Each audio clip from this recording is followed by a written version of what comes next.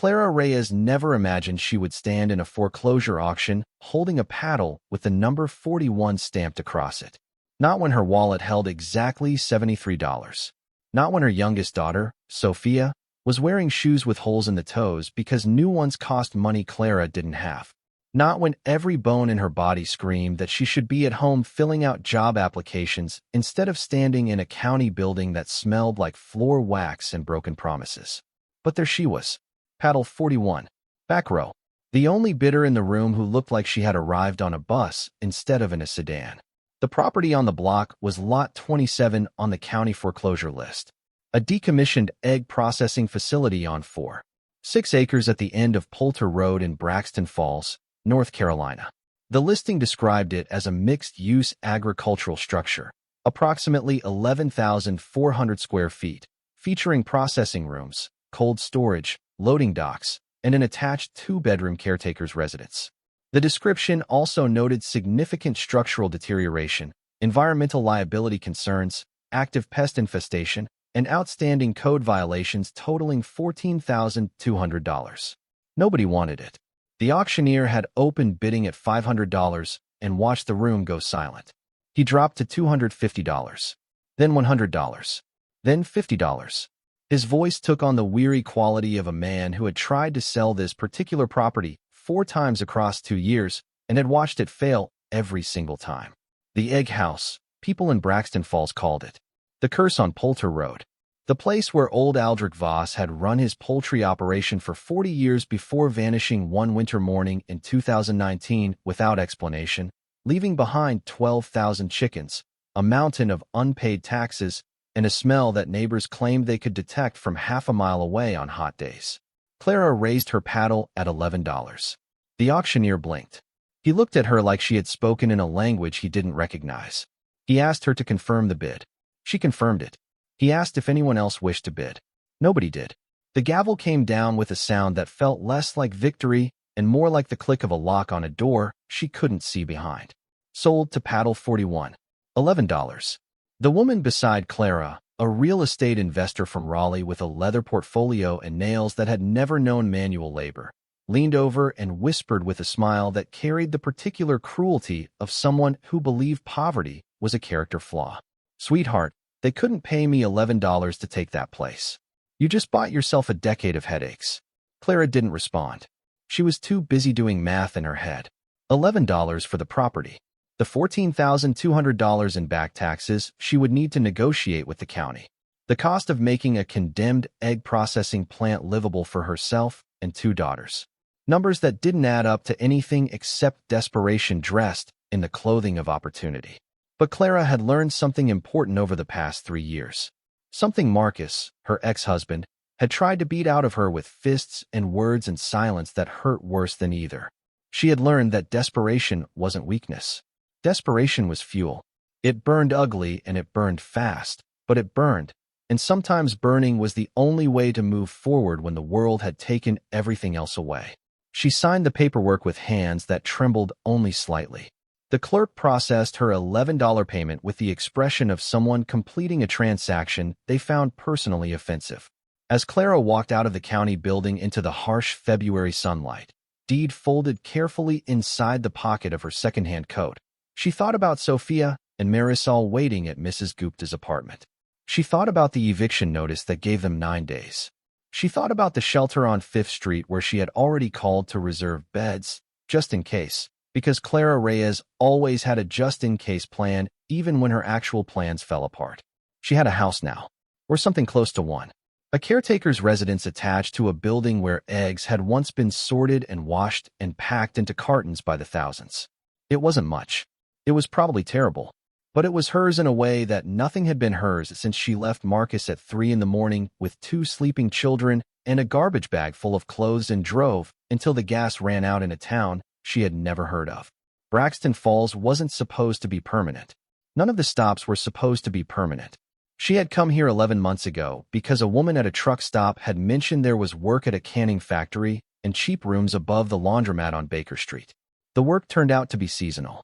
The cheap room turned out to be a single unit with no kitchen and a bathroom shared with 3 other tenants. one of whom played music at volumes that made Sophia cry and cover her ears. But Clara had made it work. She always made it work. She took shifts at the canning factory when they were available. She cleaned houses for women who left cash on the counter and didn't look her in the eye. She waitressed at Hal's Bar and Grill on weekends, letting drunk men say things that made her skin crawl because the tips were better when she smiled through the comments. She had enrolled the girls in school, found a free clinic for Marisol's asthma medication, built a life out of scraps and stubbornness in a town where nobody knew her history and nobody particularly cared to learn it. Then the eviction came. The landlords selling the building. New owners wanted the units empty by March 1st. 9 days to find somewhere else in a town where affordable housing meant choosing between a trailer park with a methamphetamine reputation and a room above the hardware store that cost more than Clara earned in a month. She had seen the foreclosure listing on the bulletin board at the county courthouse. The same day, she went to file for emergency rental assistance. A small notice, typed in font so small it seemed designed to be overlooked, listing properties the county wanted off its books. Most were vacant lots or condemned structures. But the egg house had caught her eye because of the 2-bedroom caretaker's residence. 2 bedrooms. One for the girls. One for her. More space than they had ever had since leaving Marcus. The drive out to Poultry Road took 20 minutes from the center of town. Clara had borrowed Mrs. Gupta's Honda, promising to return it with a full tank even though filling the tank would cost more than the property had. The road started paved and ended gravel, narrowing as it wound through countryside that alternated between scraggly pine forest and abandoned tobacco fields gone wild with Johnson grass and pokeweed. The egg house appeared around the last bend like something from a nightmare about rural decay. The main structure was enormous, far bigger than Clara had imagined from the listing description. A long, low building with a corrugated metal roof that had rusted to the color of dried blood. The walls were cinder block, painted white once upon a time, now stained with years of weather and neglect. Green mold climbed the north-facing walls in patterns that looked almost deliberate, like something organic claiming territory from something man-made. Loading docks jutted from the east side, their concrete platforms cracked and tilted. A faded sign above the main entrance read Voss Poultry Products Estate 1979 in letters that had once been red but had bleached to a sickly pink. Several windows were broken. Others were boarded with plywood that had warped and pulled away from its nails, creating gaps where rain and animals had clearly been entering for years. The caretaker's residence was attached to the south end of the main building, connected by a covered walkway. It was a simple structure, 1-story, flat roof, the kind of utilitarian construction that prioritized function over form. The front door was a metal security door with 3 deadbolts, all of them locked. A window box beneath the kitchen window held the desiccated remains of flowers that had died so long ago they had become botanical fossils. Clara walked the property's perimeter, stepping over debris and through weeds that reached her waist. Behind the main building, the land sloped down toward a creek lined with willows whose branches trailed in water the color of tea. Several outbuildings dotted the acreage. A chicken coop large enough to hold hundreds of birds, its wire mesh torn and hanging in metallic curtains. A storage shed with its door hanging from one hinge. What looked like a small pump house near the creek, half hidden by vegetation. The smell hit her before she'd completed her circuit. Frank Morrison, a building inspector she would meet weeks later, would tell her it was the residual odor of decomposed organic matter combined with mold spores and stagnant water. But in that moment, standing alone in the February chill with wind cutting through her thin coat, it smelled like failure. Like every bad decision and broken promise and midnight prayer that went unanswered. Like the life she was trying to build collapsing into the same ruin as the building in front of her. She sat on the cracked loading dock and cried. Not the dramatic tears of someone performing grief, but the quiet, exhausted crying of a woman who had run out of options and knew it. She cried for 5 minutes. Then she wiped her face with her sleeve, blew her nose on a fast food napkin from her pocket, and went to find a way inside. The caretaker's residence turned out to be accessible through a window whose latch had corroded away. Clara pushed it open and climbed through into a kitchen that smelled like dust and mouse droppings. The space was small but functional. Linoleum floor in a pattern that might have been cheerful in 1985. Wooden cabinets with doors hanging at angles. A sink with a faucet that produced a hollow groan when she turned the handle, but no water. An ancient gas stove with 4 burners, 2 of which were missing their grates. The living room connected to the kitchen through an open doorway. Bare walls, carpet so stained and matted it had the texture of a flattened animal. A single overhead light fixture missing its globe. The 2 bedrooms were small, maybe 10 by 10 each, with closets that smelled aggressively of mothballs. The bathroom had a toilet, a sink, and a shower stall with a curtain rod, but no curtain. When Clara flushed the toilet experimentally, it worked, slowly, with sounds that suggested the plumbing was more optimistic than reliable. It was terrible. It was cramped and dirty and smelled like abandonment. The carpet would need to be ripped out. The walls needed scrubbing, if not repainting. The kitchen required serious attention before it could be considered functional. The plumbing was questionable. The electrical was probably worse. But it had walls. It had a roof that, while clearly leaking in spots, was mostly intact. It had 2 bedrooms, and a bathroom, and a kitchen. It had a door that locked. And as of 47 minutes ago, it belonged to Clara Reyes, purchased for $11 at a foreclosure auction that nobody else had wanted any part of. She called Mrs. Gupta from the parking area, where she could get 1 bar of cell signal. "Can you keep the girls tonight? I need to start cleaning." Mrs. Gupta, a retired schoolteacher who had become the closest thing Clara had to family in Braxton Falls, agreed without hesitation. She always agreed. Clara suspected the older woman saw something in her that reminded her of her own daughter, who lived in Seattle and called once a month.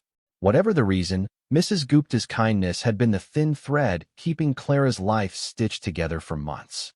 That first night in the egg house, Clara cleaned the caretaker's residence by flashlight because the electricity was disconnected and she didn't have the $200 deposit the power company demanded. She scrubbed the kitchen floor on her hands and knees with bleach from the dollar store and rags torn from an old t-shirt. She swept the bedrooms until her arms ached and the broom handle raised blisters on her palms. She killed 4 spiders, 2 mice, and something she chose not to identify that had been living behind the bathroom toilet. By 2 in the morning, the residence was clean enough to be habitable if you defined habitable loosely. Clara sat on the kitchen floor with her back against the cabinet, eating crackers from her bag and drinking water from a jug she had brought. Through the window, the main egg processing building loomed in the darkness like a sleeping creature, its bulk blocking the stars along the southern horizon. She moved the girls in 3 days later, the same day the eviction took effect at the laundromat apartment. Sophia, who was 6, treated it as an adventure. She ran through the rooms with the delighted energy of a child who had never had enough space to run indoors. She claimed the bedroom closer to the kitchen because, she announced with the absolute certainty of a 6-year-old, it had a window that showed the trees, and trees meant fairies might visit. Marisol was harder to convince.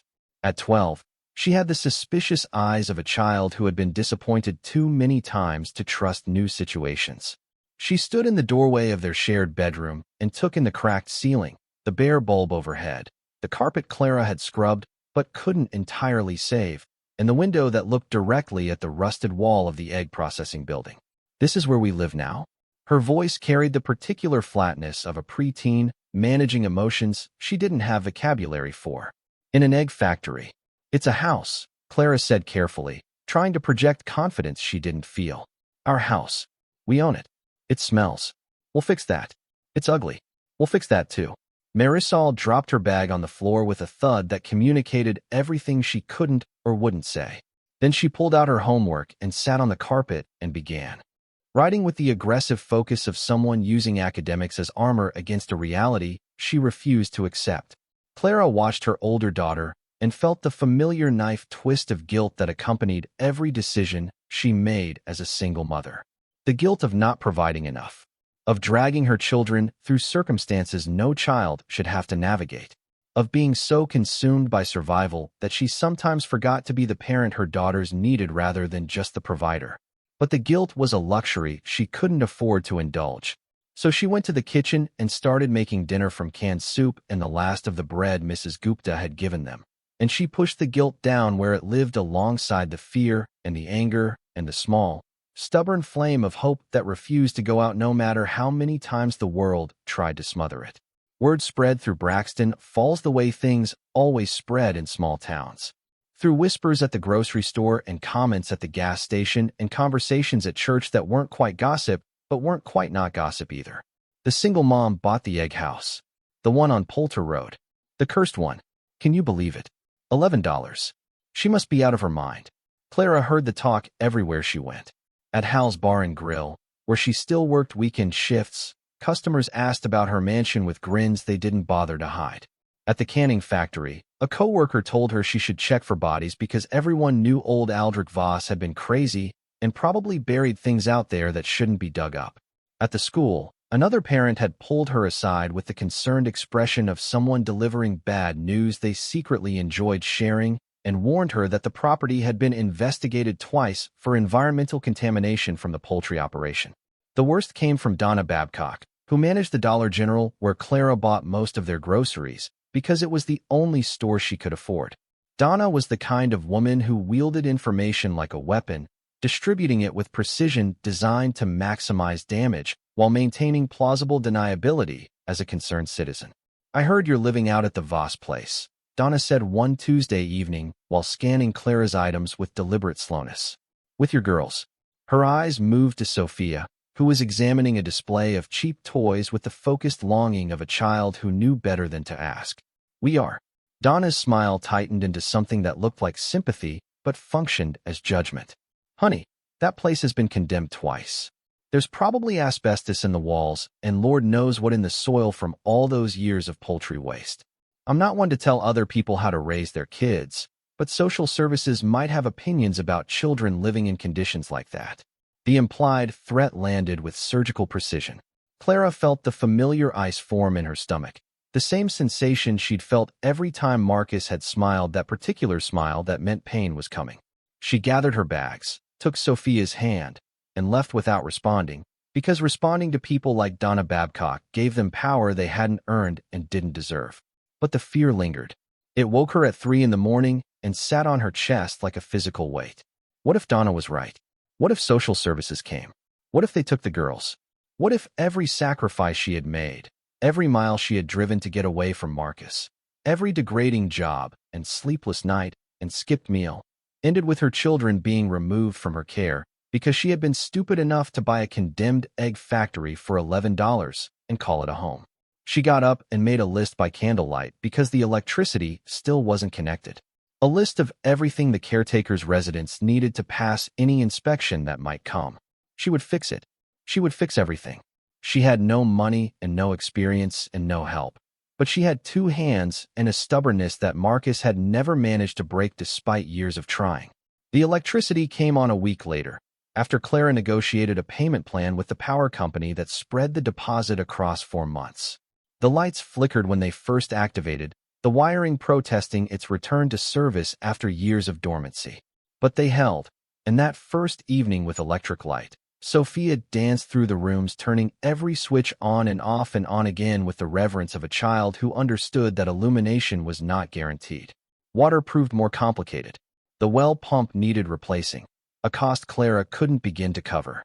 But Mrs. Gupta's son-in-law, Rajesh, who worked as a plumber in the next county, drove out one Saturday and spent 7 hours in the pump house, emerging mud-covered and triumphant with the announcement that the pump wasn't dead, just clogged with sediment. He cleared the lines, replaced a valve, and coaxed the system back to life. The water ran brown for 2 days before clearing, and Clara had it tested at the county health department. Clean, safe, drinkable. She cried in the shower that night, standing under hot water for the first time in her own home, and the tears mixed with the spray and disappeared down a drain that worked because someone had been kind enough to fix it. March turned to April, and Clara attacked the caretaker's residence with the systematic intensity of someone fighting a war against entropy. She tore out the carpet and discovered hardwood beneath. Pine, not oak, but solid and only moderately damaged by the years of moisture that had seeped through the pad. She sanded it by hand because renting a sander cost money. 3 days on her knees, arms burning, dust coating her hair and eyelashes and filling her lungs despite the bandana she tied across her face. She patched walls with compound. She mixed herself from tutorials on her phone, watching the same videos 3 and 4 times until the technique made sense in her hands as well as her mind. She painted with clearance rack colors from the hardware store. soft yellow for the kitchen because Sophia said it looked like sunshine, gray-blue for the bedrooms because it was the only color left in the damaged paint section, and Clara got the whole gallon for $4. She fixed the kitchen cabinets with hinges from the hardware store and handles she fabricated from bent spoons because the aesthetic didn't matter as long as the doors stayed closed. She replaced the missing stove grates with one salvage from a broken range she found at the dump, cutting and bending them to fit with pliers, and the kind of creative problem-solving that only emerges when buying the correct part isn't an option. The girls helped. Sophia appointed herself chief decorator, making drawings that Clara taped to the freshly painted walls. Flowers and butterflies and a portrait of their family that included Mrs. Gupta and Rajesh and, inexplicably, a large purple cat they didn't own but that Sophia felt they should. Marisol helped grudgingly at first, then with increasing investment as she saw the transformation taking shape. She was the one who discovered that the living room floorboards had been installed with a pattern. A subtle herringbone design invisible under the carpet, but beautiful once exposed and cleaned. Someone cared about this place once, Marisol said, running her fingers along the interlocking boards. Someone who knew what they were doing. Clara looked at her daughter, at the first crack in the armor of indifference Marisol had been wearing since they arrived. Maybe they did. By mid-April, the caretaker's residence was transformed. Not beautiful by any standard that would appear in a magazine, but clean, functional, warm. A home. The girls had their room arranged exactly how they wanted it. Marisol's side organized with military precision, books alphabetized, desk clear except for a lamp and her homework. Sophia's side a cheerful explosion of drawings and stuffed animals and the kind of creative chaos that 6-year-olds generated as naturally as breathing. Clara's room was spare. A mattress on the floor because she hadn't found a bed frame yet. A lamp. A photo of her mother, who had died when Clara was 19, in a frame she had carried through every move and every midnight escape. A small dresser she'd rescued from someone's curb. It was enough. More than enough, because it was hers and the door locked and no one on the other side of it would ever raise a hand to her again. But the main building, the egg processing facility itself, that remained untouched, a 11,400 square foot monument to whatever Aldrich Voss had been and whatever he had left behind. Clara avoided it those first weeks, focusing on the residence because that was where her children slept and survival took priority over curiosity. She walked past it every day, smelling the residual odor that leaked from its seams, hearing the occasional sounds of animals that had claimed its interior, seeing the darkness through its broken windows like looking into closed eyes. The people of Braxton Falls had opinions about the main building. Everyone did. Aldrich Voss had operated his poultry business there for 4 decades, processing eggs from his own chickens and from farms across 3 counties. At its peak, Voss Poultry Products had employed 15 people and produced 200,000 eggs per week. But Voss himself had been a recluse, a Swiss immigrant who had arrived in North Carolina in 1978 with capital that nobody could explain and an accent that never fully softened. He'd built the facility with imported equipment that the local contractors he'd hired found unnecessarily complex. Industrial cooling systems rated for pharmaceutical manufacturing rather than egg storage. Electrical capacity that exceeded what a processing plant could possibly need. A foundation so thick and deep that the excavation crew had joked about building a bunker rather than a barn. He kept to himself, ran his business, paid his taxes on time. And then, in January 2019, he was gone. The chickens were discovered by a feed delivery driver who found them starving in their coops, nobody having tended them for at least a week. Police searched the property but found no signs of foul play. His car was in the shed. His wallet was on the kitchen counter of the caretaker's residence, the same counter Clara now used to chop vegetables for dinner. Passport in the drawer. Bank accounts holding a modest $23,000. Nothing missing except the man himself. He had no family that anyone knew of. No friends in town. No emergency contacts on file with the county. The investigation lasted 3 weeks before being classified as a voluntary disappearance. Aldrich Voss, age 79, had simply walked away from a life he'd maintained for 40 years, and nobody cared enough to wonder deeply about why. Clara started thinking about the main building the night Sophia asked about the eggs. They were eating dinner, rice and beans with the last of the hot sauce, and Sophia looked up from her plate with the sudden curiosity that ambushed parents without warning. Mama, if this is an egg house, where are the eggs? There aren't any eggs anymore, baby. The man who used to make eggs here went away a long time ago. Sophia considered this with the gravity only a 6-year-old could bring to poultry-related questions. But did he leave any? Maybe there's a secret egg somewhere that nobody found. Clara smiled despite herself. I don't think eggs last that long, sweetheart. But what if they're special eggs? Like golden eggs, like in the story? Marisol looked up from her homework. There's no golden eggs, Soph. It's just a gross old building full of bird poop and rats. Sophia's face crumpled. Clara shot Marisol a look that contained the entire maternal vocabulary of "we don't crush your sister's imagination," and turned back to her youngest. Tell you what, when the weather gets warmer, we'll go explore the building together. We'll look for whatever Mr. Voss left behind. Deal? Sophia's face brightened immediately. Deal. But if we find golden eggs, I get to keep one. That promise sat in Clara's mind through the rest of April, growing heavier as the days warmed and the excuses to avoid the main building grew thinner. She told herself she was being practical by focusing on the residents. Told herself the main building was dangerous and she needed to get it professionally assessed before entering.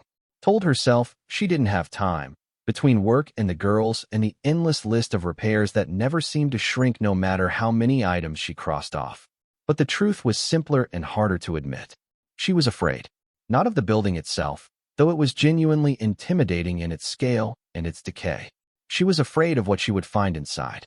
Or more precisely, afraid that she would find nothing.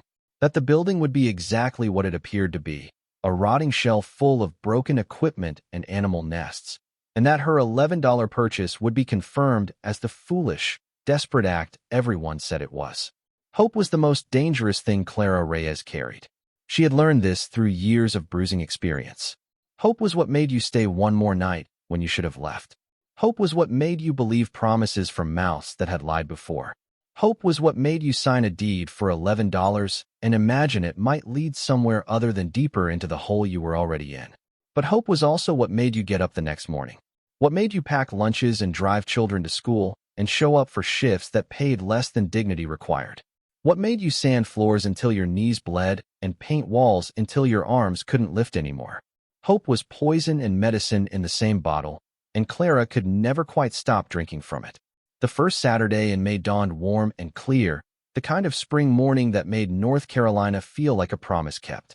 Clara made pancakes on the repaired stove while Sophia bounced around the kitchen asking every 30 seconds if it was time to explore yet.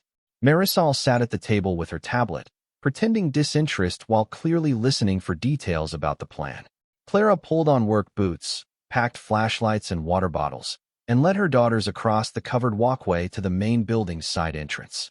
The door was heavy steel, designed for commercial use, but the lock had been broken long before Clara arrived. She pushed it open and the three of them stood at the threshold between their small, repaired world and the vast, unknown space beyond. The smell hit first, as it always did. But it was different inside. Layered. The expected odors of decay and animal habitation were there. But underneath them was something else. Something mechanical and mineral. The scent of old refrigerant and concrete and metal that had been cold for so long it had developed its own particular character. The space was cavernous. The ceiling rose 18 feet overhead, supported by steel beams that showed surface rust but remained structurally sound. Clara's architect's daughter eye, trained by a mother who had started college for structural engineering before pregnancy intervened, noted the construction quality automatically. The beams were overbuilt for a poultry facility. The connections were welded, not bolted. The concrete floor was poured thick enough that her footsteps barely registered. Processing equipment lined the walls. Conveyor belts frozen in place, their rubber surfaces cracked and peeling. Washing stations with stainless steel basins gone dull with oxidation. Candling lights for inspecting egg quality, their bulbs long dead. Sorting machines with mechanical fingers designed to separate eggs by size, now seized with corrosion into permanent configurations that looked like skeletal hands reaching for something they could never grasp. Sophia clung to Clara's hand, her earlier excitement tempered by the reality of the space. "It's big," she whispered, as if speaking too loudly might wake something sleeping in the shadows. Marisol moved ahead, her initial reluctance giving way to the curiosity she worked so hard to suppress. She examined equipment with the focused attention of a child who understood machinery instinctively, touching control panels and reading labels that had survived the years. "Mom, some of this stuff is really expensive. This candling machine is industrial grade, like thousands of dollars new. And this cooling system," she pointed to massive compressor units along the back wall. "This isn't for eggs. This is pharmaceutical-level refrigeration. Why would an egg farm need this?" Clara had been thinking the same thing. The cooling system was the most prominent feature of the building's rear section. Two enormous compressor units flanked a heavy insulated door that led to what the listing had called cold storage. The door was stainless steel, 6 inches thick, with a handle mechanism that looked like it belonged on a bank vault rather than a walk-in cooler. She gripped the handle and pulled. It didn't budge. She tried again, planting her feet and using her whole body. Nothing. The seal had fused from years of inactivity, or the mechanism had locked internally, or both. Marisol joined her, adding her 12-year-old strength to the effort. Together they pulled, and something shifted inside the mechanism. A grinding sound of metal on metal, resistance yielding reluctantly. The door swung open with a rush of air that was startlingly cold despite years without power. The insulation had maintained a microclimate inside the room, sealing in temperature like a thermos. The cooling room was roughly 30 by 40 feet, with walls and ceiling lined in stainless steel panels. The floor was polished concrete, smooth and featureless except for a drain in the center and what looked like expansion joints running in a grid pattern at regular intervals. Empty metal shelving units lined 3 walls, their racks designed for stacking egg crates in quantities that staggered imagination. The room could have held tens of thousands of cartons, maybe more. But it was empty. Not a single egg, not a crate, not a piece of debris. The room was immaculate in a way that contradicted everything else about the building. Where the processing floor was filthy with years of neglect, this cooling room looked like it had been cleaned deliberately before being sealed. The shelving gleamed dully. The floor showed not a speck of organic residue. The drain was dry and unclogged. Sophia walked to the center of the room and spun slowly, her breath visible in the cold air. "It's freezing in here, but there's nothing." She sounded disappointed. No golden eggs. Clara knelt beside the floor drain, examining it with the careful attention she'd developed through months of learning her way around building systems. The drain cover was standard commercial grade, a round steel grate flush with the concrete. But when she tried to lift it, it was welded in place. Not capped, not sealed with adhesive. Welded. Someone had permanently closed the drain. "That's weird," Marisol said, peering over her shoulder. "Why would you weld a drain shut?" Clara ran her fingers along the expansion joints in the concrete. They looked normal at first glance. Parallel lines scored into the floor surface to control cracking as the concrete cured and shifted with temperature changes. But as she traced them, she noticed something. The pattern wasn't standard. Standard expansion joints in a room this size would run in a simple grid, typically spaced 10 to 15 feet apart. These joints were closer together, maybe 4 feet apart in some places, and they didn't form a grid so much as they formed a frame. A large rectangle, roughly 8 by 12 feet, inscribed into the floor near the center of the room with the welded drain at one corner. Clara pressed her palm flat against the concrete inside the rectangle and then outside it. The temperatures were identical, both cold from years of insulation doing its job. She knocked on the floor outside the rectangle. Solid, dense, the dull thud of thick concrete over compacted earth. She knocked inside the rectangle. The sound was different. Not dramatically, not obviously, but Clara had spent months learning the language of buildings. The sound of walls that were solid versus walls that were hollow. The sound of floors that had earth beneath them versus floors that had air beneath them. The knock inside the rectangle had a quality to it. A faint resonance. A suggestion of space where space shouldn't exist. "Mama?" Sophia was watching her with the intuition children sometimes displayed, the ability to read adult emotions before adults themselves fully process them. "Did you find something?" Clara sat back on her heels. Her heart was doing something strange, beating faster without her permission, pumping blood to her face until her cheeks felt hot despite the cold room. She pressed her ear to the concrete inside the rectangle and knocked again. Hollow. The floor was hollow beneath the rectangle. There was a space down there. A chamber or a cavity or a crawl space that shouldn't exist in a building whose foundation plans, if they existed at all in the county records, probably showed nothing but solid concrete and earth. I don't know, Clara said quietly. Maybe. She stood, brushed the cold from her knees, and looked at the cooling room with new eyes. The welded drain, the unusual expansion joint pattern, the pharmaceutical-grade cooling system on what was supposed to be an egg farm. The foundation that construction crews had joked was deep enough for a bunker. Aldrich Voss had built something beneath this floor, something he had sealed away and hidden under 11,400 square feet of poultry processing equipment and the smell of 12,000 chickens and 40 years of unassuming rural life. And then he had disappeared. Clara locked the cooling room door behind them when they left, pulling it shut with effort and listening to the ceiling gauge. She told the girls nothing about what she'd noticed, not because she wanted to keep secrets, but because she didn't yet know what the secret was. And because she'd learned through hard experience that building hope on foundations you hadn't tested was a recipe for the kind of collapse that crushed more than buildings. That night, after the girls were in bed, Clara sat at the kitchen table with her phone and searched for everything she could find about Aldrich Voss. The results were sparse. A business registration from 1979, a few mentions in the Braxton Falls Gazette, small items about egg production statistics, and a single photograph from 1994 showing Voss at a county agricultural fair. He was a thin man with wire-rimmed glasses and the kind of face that cameras seemed to look through rather than at. Unremarkable. Forgettable. The kind of person you could stand next to for years without ever really seeing. But one result caught Clara's attention. A forum post from 2020, buried deep in a discussion thread about abandoned properties in rural North Carolina.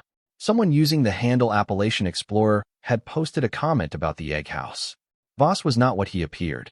Swiss national, yes, but before North Carolina, he worked at CERN in Geneva. Particle physics. Left abruptly in 1977 under unclear circumstances. Brought significant capital to the U.S., source unknown. Built a facility that exceeded any reasonable requirements for egg processing. Draw your own conclusions. The post had no replies. The account had no other activity. Just a single message, dropped into the void of the internet and ignored by everyone who saw it. Clara read it 3 times. Then she closed her phone and stared at the wall of her kitchen, at Sophia's crayon drawings of flowers and the purple cat they didn't own, and felt the ground shift beneath her in a way that had nothing to do with foundation problems and everything to do with the growing suspicion that she had purchased far more than a condemned egg factory for $11. She went to bed but couldn't sleep. Through the wall, she could hear the faint sounds of the main building, the settling creaks of a structure adjusting to temperature changes, the skittering of animals in the walls.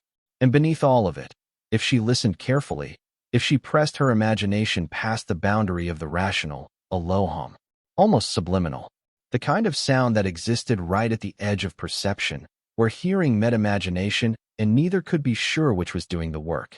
It was probably the wind, or the refrigeration equipment releasing stored energy through some mechanical process she didn't understand, or her own exhaustion manufacturing sensations from nothing.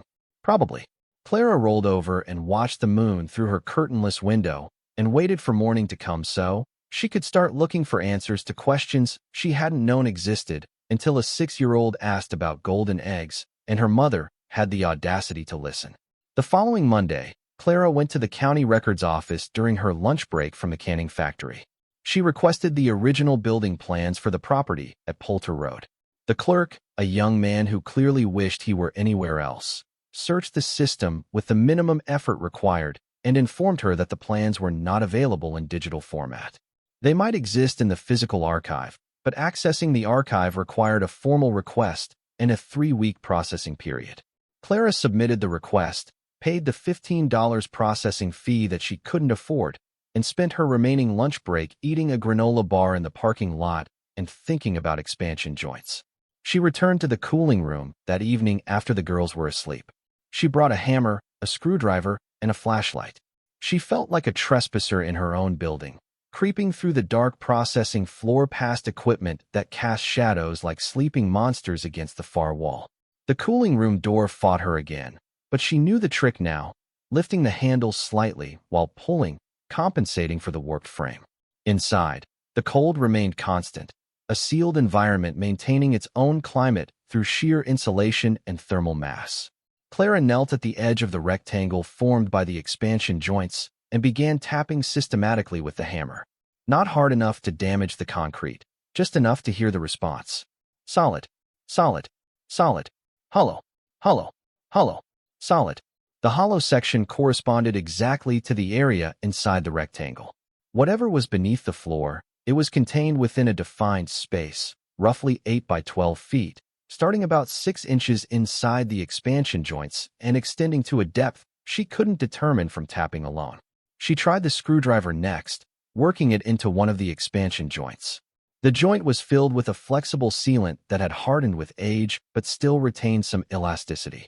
Clara pried at it, working a section loose enough to see beneath. The joint went deeper than it should have. In normal construction, expansion joints were scored into the surface of the concrete, maybe half an inch deep. These joints went through the entire depth of the slab. She couldn't see the bottom with her flashlight. They weren't expansion joints at all. They were cuts. Someone had cut through the concrete floor in a precise rectangle and then filled the cuts with sealant to make them look like standard construction details. The floor inside the rectangle was a separate piece. A panel. A lid. Clara sat back, flashlight beam pointed at the ceiling, breathing hard despite having done nothing physically demanding. Her mind was racing through possibilities, and none of them made sense, and all of them made her heart pound. She needed help.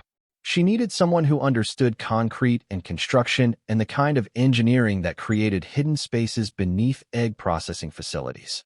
She needed someone she could trust, which in Braxton Falls meant someone who had no connection to the gossip network that ran through the town like an electrical grid. She needed Rajesh Gupta. She called him the next morning, keeping her voice casual, asking if he might come out to look at a drainage issue in the main building. Rajesh agreed because he always agreed when Clara asked for help. His mother-in-law had made it clear that helping Clara was a family priority, and Rajesh was not a man who argued with Mrs. Gupta about priorities. He arrived Saturday morning in his work van, toolbox in hand, expecting a clogged drain. What he found was Clara leading him through the processing floor and into the cooling room, pointing at expansion joints and tapping on concrete with a hammer while explaining a theory that sounded insane even to her as she articulated it. Rajesh listened. He knelt. He tapped. He examined the joints with the careful attention of someone who had spent 18 years working with pipe and concrete and the hidden infrastructure of buildings.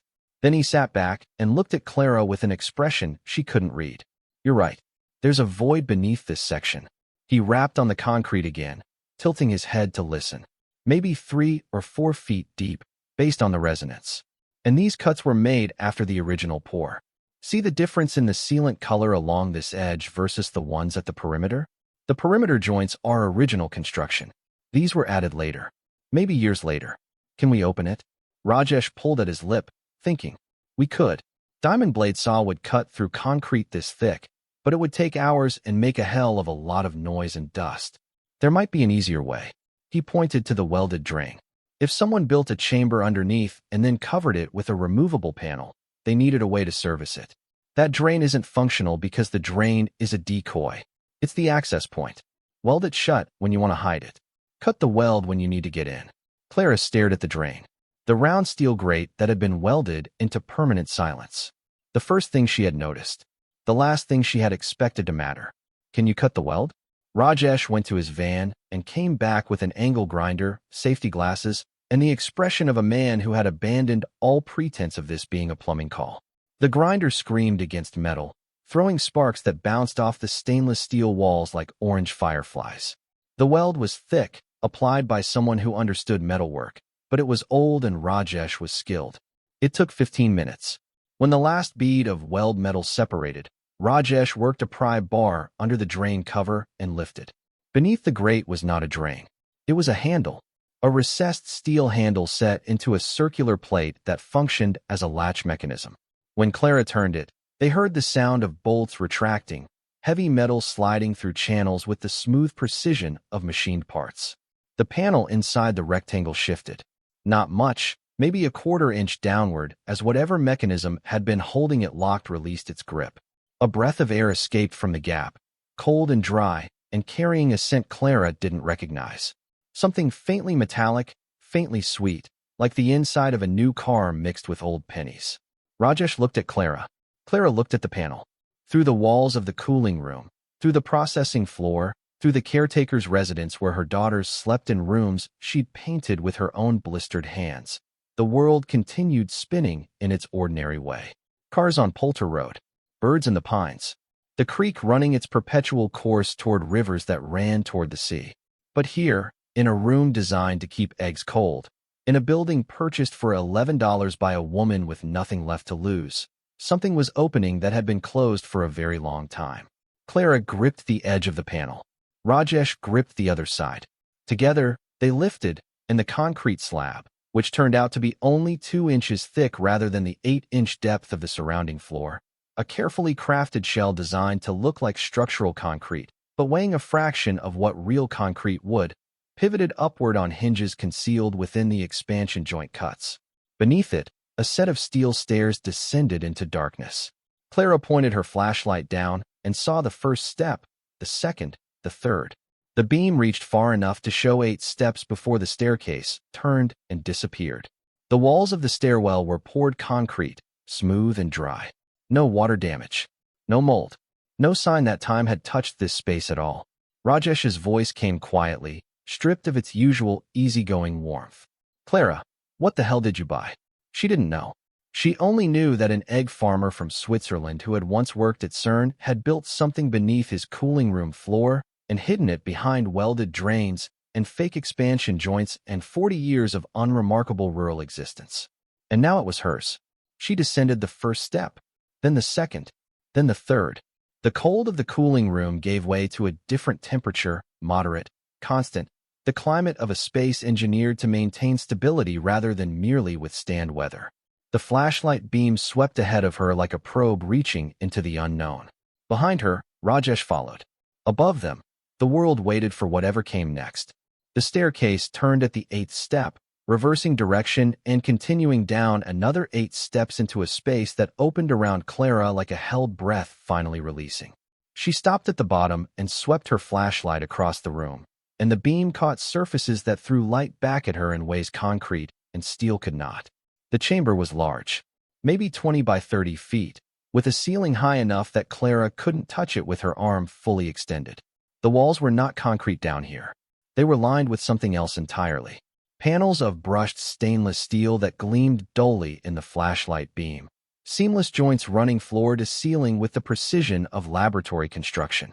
The floor was polished stone, dark gray, possibly granite, cool and smooth beneath her boots. The air was dry, temperature-controlled even after years without active systems, maintained by the thermal mass of the earth surrounding the chamber and the insulation that whoever built this had clearly engineered to pharmaceutical or military specifications. Rajesh arrived at the bottom of the stairs behind her. His flashlight joined hers, and together the 2 beams began to reveal what Aldrich Voss had buried beneath his egg empire. The room was divided into sections by low partitions, waist-high walls of the same brushed steel that created distinct areas without obstructing sight lines. The first section, immediately at the base of the stairs, appeared to be a workspace. A long stainless steel table held equipment Clara couldn't identify. Electronic instruments with dark screens and dead indicator lights. A microscope of a type she had never seen, its body sleek and modern in a way that suggested it had cost more than her annual income. Notebooks stacked in precise piles, their covers labeled in handwriting so small and neat it looked machine-printed. The second section, beyond the workspace, made Clara's flashlight beam stutter as her hand began to tremble. Shelving units lined the walls, floor to ceiling, constructed from the same steel as everything else. And on those shelves, arranged with the meticulous organization of a museum archive, sat rows of objects that caught and held the light with an intensity that made Clara's eyes water. Gold. Not the gold of cheap jewelry or decorative paint. Not the suggestion of gold. Actual, physical, unmistakable gold in the form of bars. Each one roughly the size of a brick. Each one stamped with markings Clara couldn't read in the dim light. Each one sitting in its own molded cradle on the shelf like a book in a library designed by someone who measured wealth in metric tons. Clara counted the bars on the first shelf. 12. She counted the shelves on the first unit. 8. She counted the units along the first wall. 6. Her mind performed the multiplication automatically, the way it had learned to calculate tips and grocery costs, and how many hours at minimum wage it took to buy a pair of shoes for a growing child. 576 bars on the first wall alone. And there were 3 walls of shelving. Her knees gave out. Not dramatically, not with a collapse that would have looked cinematic. They simply stopped supporting her weight, and she sat down on the polished granite floor with a sound that was half gasp and half something she couldn't name because she had never made it before. Rajesh was saying something. His voice came from very far away, or maybe very close, but either way it wasn't reaching the part of Clara's brain responsible for processing language. He was moving along the shelving, his flashlight sweeping across the bars, across something else on the adjacent wall that Clara couldn't see from the floor, across more objects on lower shelves that reflected colors other than gold. Clara. His voice finally broke through. Clara, you need to see this. She got up. It took effort. Her legs felt disconnected from her intentions, operating on a delay that made each step feel like it belonged to someone else's body. She followed Rajesh's flashlight beam to the second wall of the chamber, where the shelving held a different kind of treasure. Diamonds. Not loose stones scattered carelessly, but cut and sorted gems displayed in velvet-lined trays with the organization of a wholesale dealer's inventory.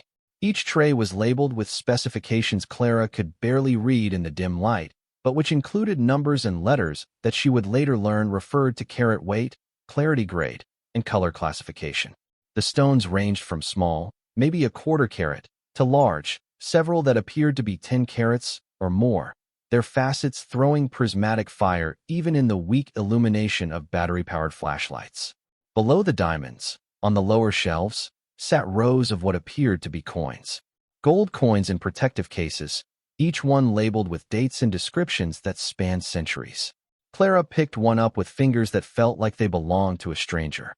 The case was clear acrylic, and the coin inside was unmistakably old, its surface bearing the profile of a figure wearing a crown and text in a language she thought might be French. The label read Louis XV, Louis d'Or, 1726, MS, 64. The third wall held something different again. Flat metal cases, each about 2 feet long and 1 foot wide, stacked horizontally on reinforced shelves. Clara opened one and found documents inside, protected by acid-free tissue paper and sealed in archival sleeves. Stock certificates, bearer bonds, financial instruments she didn't recognize, printed on paper so fine it felt like cloth, bearing stamps and signatures and serial numbers in ink that had aged to the color of dried blood. Rajesh had stopped moving. He stood in the center of the chamber, both flashlight beams now pointed at the ceiling, creating a wash of reflected light that illuminated the space well enough to see everything at once. His face wore an expression Clara had never seen on him before. Not shock exactly, though shock was part of it. Something closer to awe, the look of a man confronting a reality so far outside his expectations that his brain was still trying to catch up. How much? Clara's voice came out as a whisper, not because she was trying to be quiet, but because her throat had constricted to a diameter that only permitted whispers. Rajesh shook his head slowly. I have no idea. But Clara, those gold bars. If each one weighs the standard 400 troy ounces, at current gold prices, each bar is worth somewhere around $800,000. And there are, he swept his flashlight across the shelves, performing the same count Clara had already done, hundreds, maybe over 1,000. Clara's calculator brain, the one that tracked pennies and calculated whether she could afford both milk and bread in the same trip, performed math it was not designed to handle.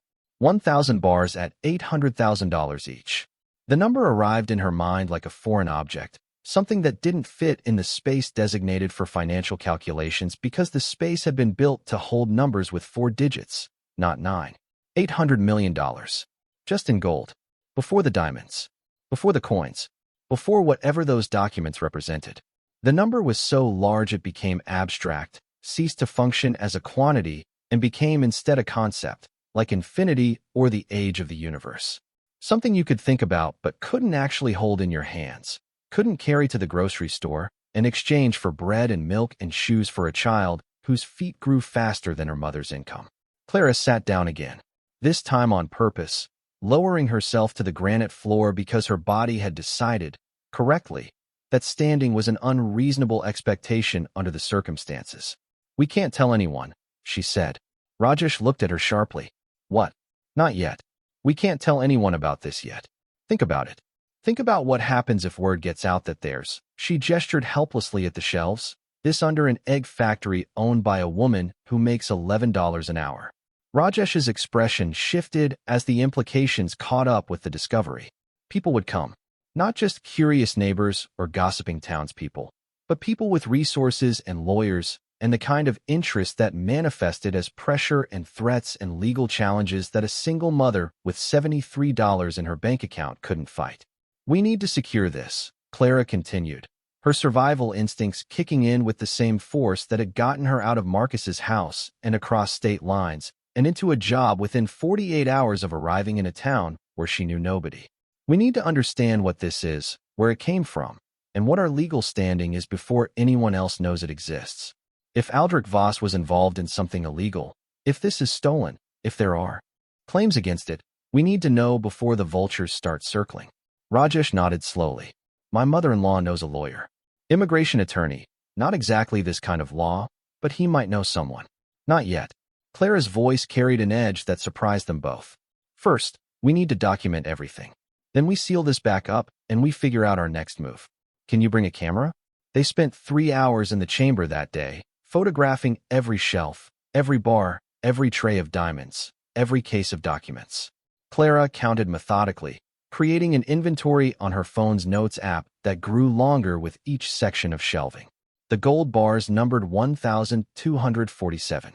The diamond trays totaled 83, each containing between 20 and 50 stones of varying sizes.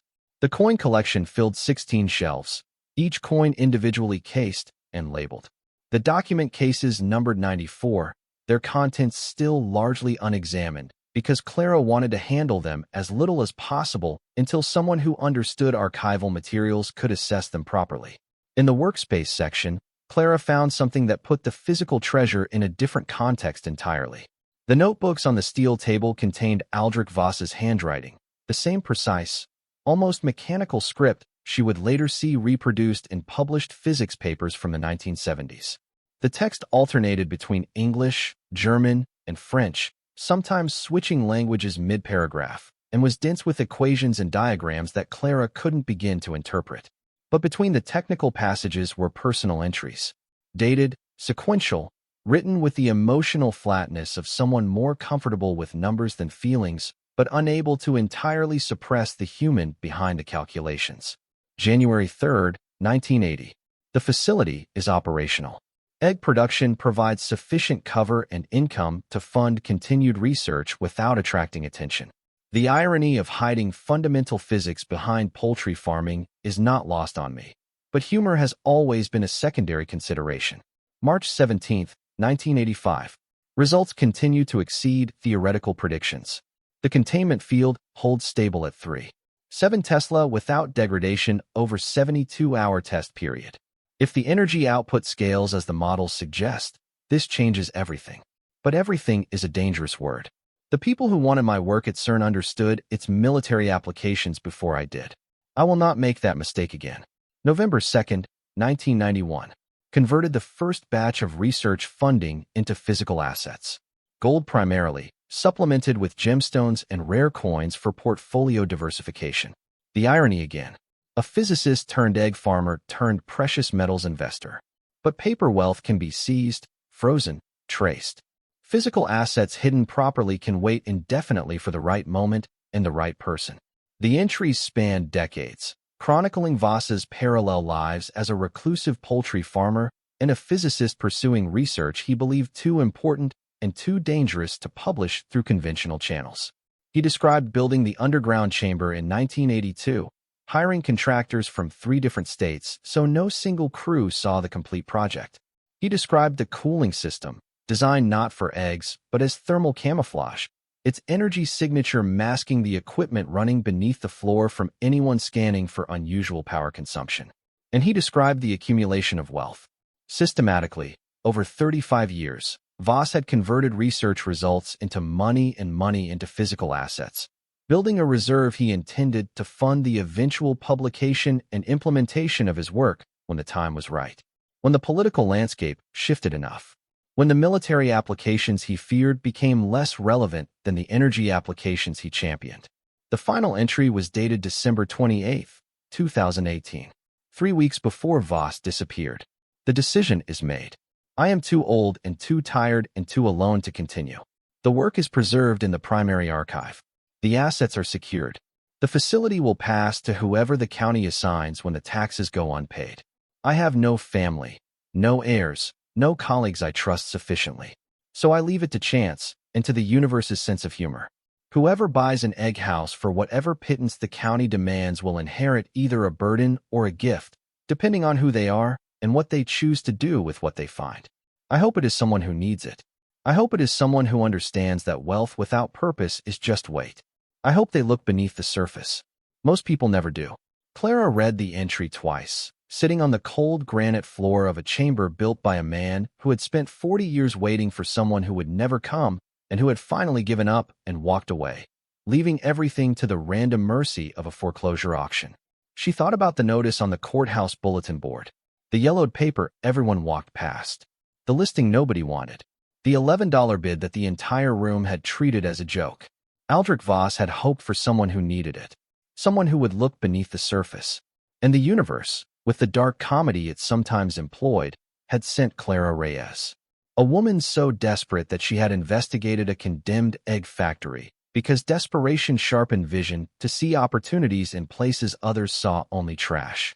They sealed the chamber that evening, lowering the concrete panel back into place and listening to the bolts engage with a mechanical finality that felt like closing a book mid-chapter. Clara replaced the drain cover, and Rajesh tack-welded it with enough strength to hold against casual inspection, but weak enough to break open again when needed.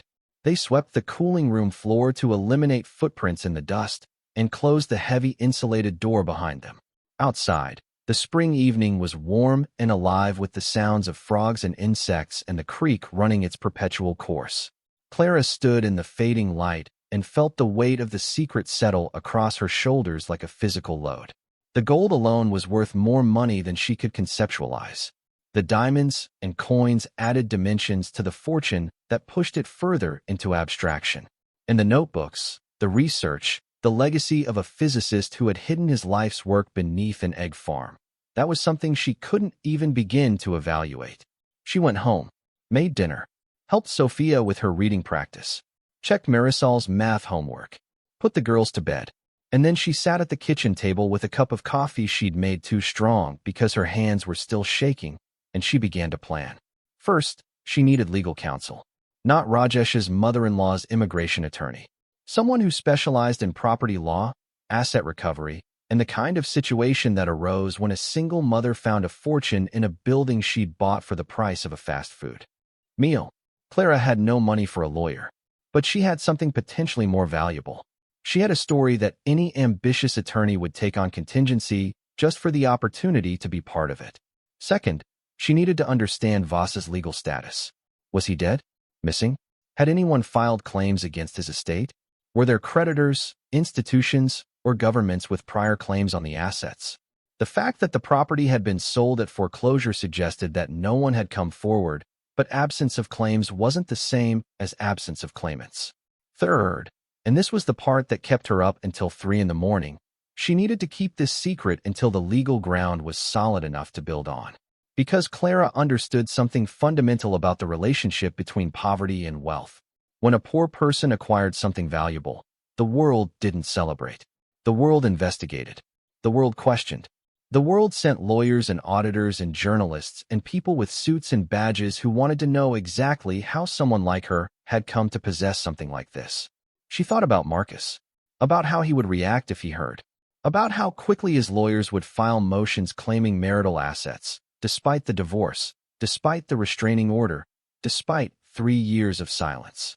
About how the system that had failed to protect her from his fists would suddenly develop tremendous interest in her financial affairs. She thought about Donna Babcock at the Dollar General, about the customers at Hal's who smirked about her mansion, about the building inspector and the county clerk and the woman at the auction who had called the purchase a decade of headaches. She thought about all of them learning what was beneath the cooling room floor and the ways they would transform overnight from mockers to claimants, from skeptics to partners, from people who thought she was crazy to people who insisted they had always believed in her. Clara fell asleep at the kitchen table with her head on her arms and dreamed about gold bars stacked in shelves that went on forever. And in the dream, she could never quite reach them because the shelves kept growing taller and her arms kept growing shorter, and somewhere in the background Donna Babcock was laughing. The next 2 weeks passed in a state of controlled tension that Clara maintained through sheer discipline. She continued her routines. Shifts at the canning factory. Weekend work at Hal's. Cleaning offices in the evenings. She dropped the girls at school and picked them up. She cooked meals and helped with homework and listened to Sophia's elaborate theories about the fairies in the trees outside her window. She told no one about the chamber. Not even the girls. Especially not the girls, because children talked and secrets in small towns had the half-life of fruit flies. Rajesh kept his silence too, though Clara caught him looking at her sometimes with an expression that blended wonder and worry in equal measure. He came by once during those 2 weeks to check the plumbing in the caretaker's residence, a legitimate maintenance visit that also allowed him to verify the cooling room door remained sealed. He didn't ask questions. Clara suspected Mrs. Gupta had noticed something different about her son-in-law's demeanor, but the older woman had the tact to wait rather than press. Clara used her lunch breaks and late nights to research. She taught herself the basics of precious metals law, reading legal blogs, and archived court cases on her phone screen until the words blurred. She learned about treasure trove doctrine, which in some states granted rights to the finder rather than the property owner, though in this case she was both. She learned about tax implications that made her stomach clench. Capital gains, estate taxes, reporting requirements that could trigger investigations she wasn't prepared for. She learned about Aldrich Voss, not the egg farmer, but the physicist, the man who had published papers at CERN in his 20s, whose work on magnetic confinement had been cited in classified documents that were later partially declassified through Freedom of Information requests, who had left the European Organization for Nuclear Research in 1977 under circumstances that remained unclear, described variously as resignation, termination, and voluntary departure, depending on the source. She found an interview from 1976 in a Swiss science magazine, translated through her phone's browser. The interviewer asked Voss about the practical applications of his research. His answer was a single sentence that Clara read a dozen times. The question is never whether energy can be created from nothing, but whether those who control current energy systems will permit the transition. Clara thought about oil companies and utility monopolies and the billions of dollars that flowed through energy markets every day. She thought about what would happen if someone proved that the fundamental assumptions underlying those markets were wrong. She thought about a man who had understood these implications at 30 and had spent the next 50 years hiding from them in a place where nobody would think to look. 3 weeks after the discovery, Clara made her move. She called a law firm in Charlotte that specialized in asset recovery and property disputes. She asked to speak with someone about a sensitive matter involving discovered property and was transferred 3 times before reaching a junior associate named Diana Chow, who listened to Clara's carefully edited summary with the kind of focused attention that suggested she recognized opportunity even through the static of a rural cell connection. Ms. Reyes, I'm going to be honest with you. What you're describing, if accurate, is extraordinary.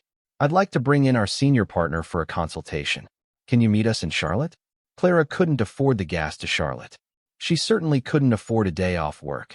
But she borrowed Mrs. Gupta's Honda again, called in sick to the canning factory, and drove 2.5 hours to a glass tower in uptown Charlotte, where she sat in a waiting room with leather furniture and framed degrees and felt every inch of the distance between her life and the lives of the people who worked there. Diana Chow was younger than Clara expected, maybe 30, sharp-featured and direct, with the energy of someone who had something to prove and the intelligence to prove it. The senior partner, Gerald Fontaine, was older, slower, and possessed of the deliberate calm that came from decades of practice in situations that would make normal people hyperventilate. Clara told them everything. The auction, the $11 purchase, the cooling room, the expansion joints, the hidden staircase, the chamber and its contents. She showed them the photographs on her phone, watching their faces as they scrolled through image after image of gold bars and diamonds and coins and documents that represented wealth so vast it required scientific notation. Gerald Fontaine leaned back in his chair when she finished. His expression had evolved from polite interest through skepticism to something that looked like the beginning of excitement, held carefully in check by professional restraint. Ms. Reyes, if what you've shown us is genuine, you are sitting on one of the most significant private asset discoveries in American legal history. But I need to be clear about the challenges.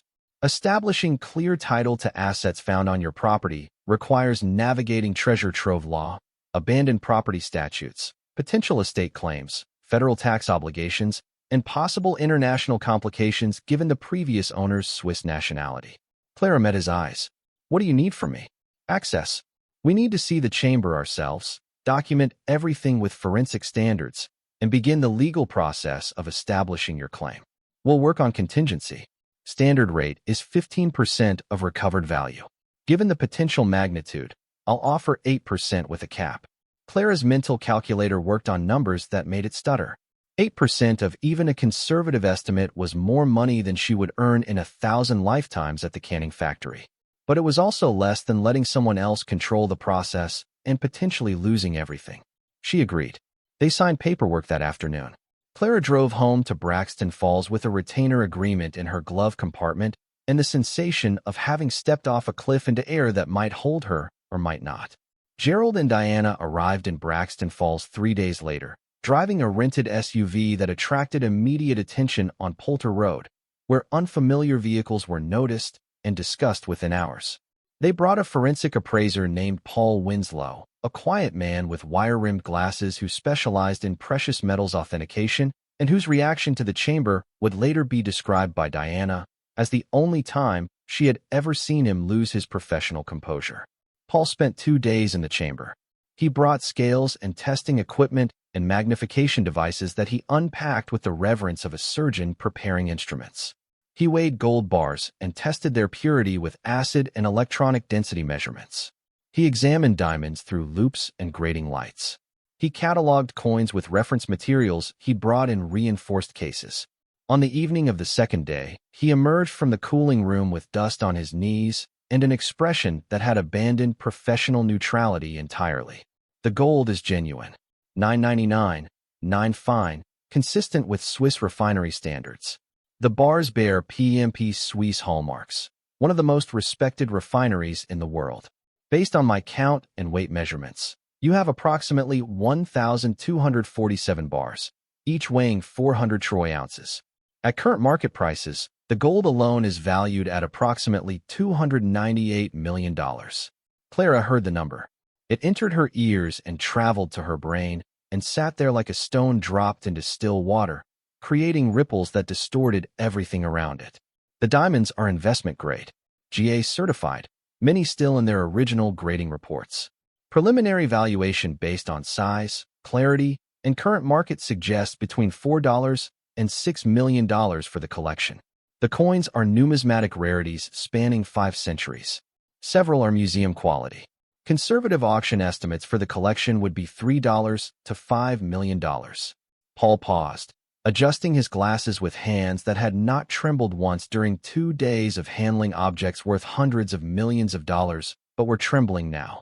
The bearer bonds and financial instruments will require separate evaluation, but initial review suggests face values in the range of $1 to $2 million, assuming they can be authenticated and honored.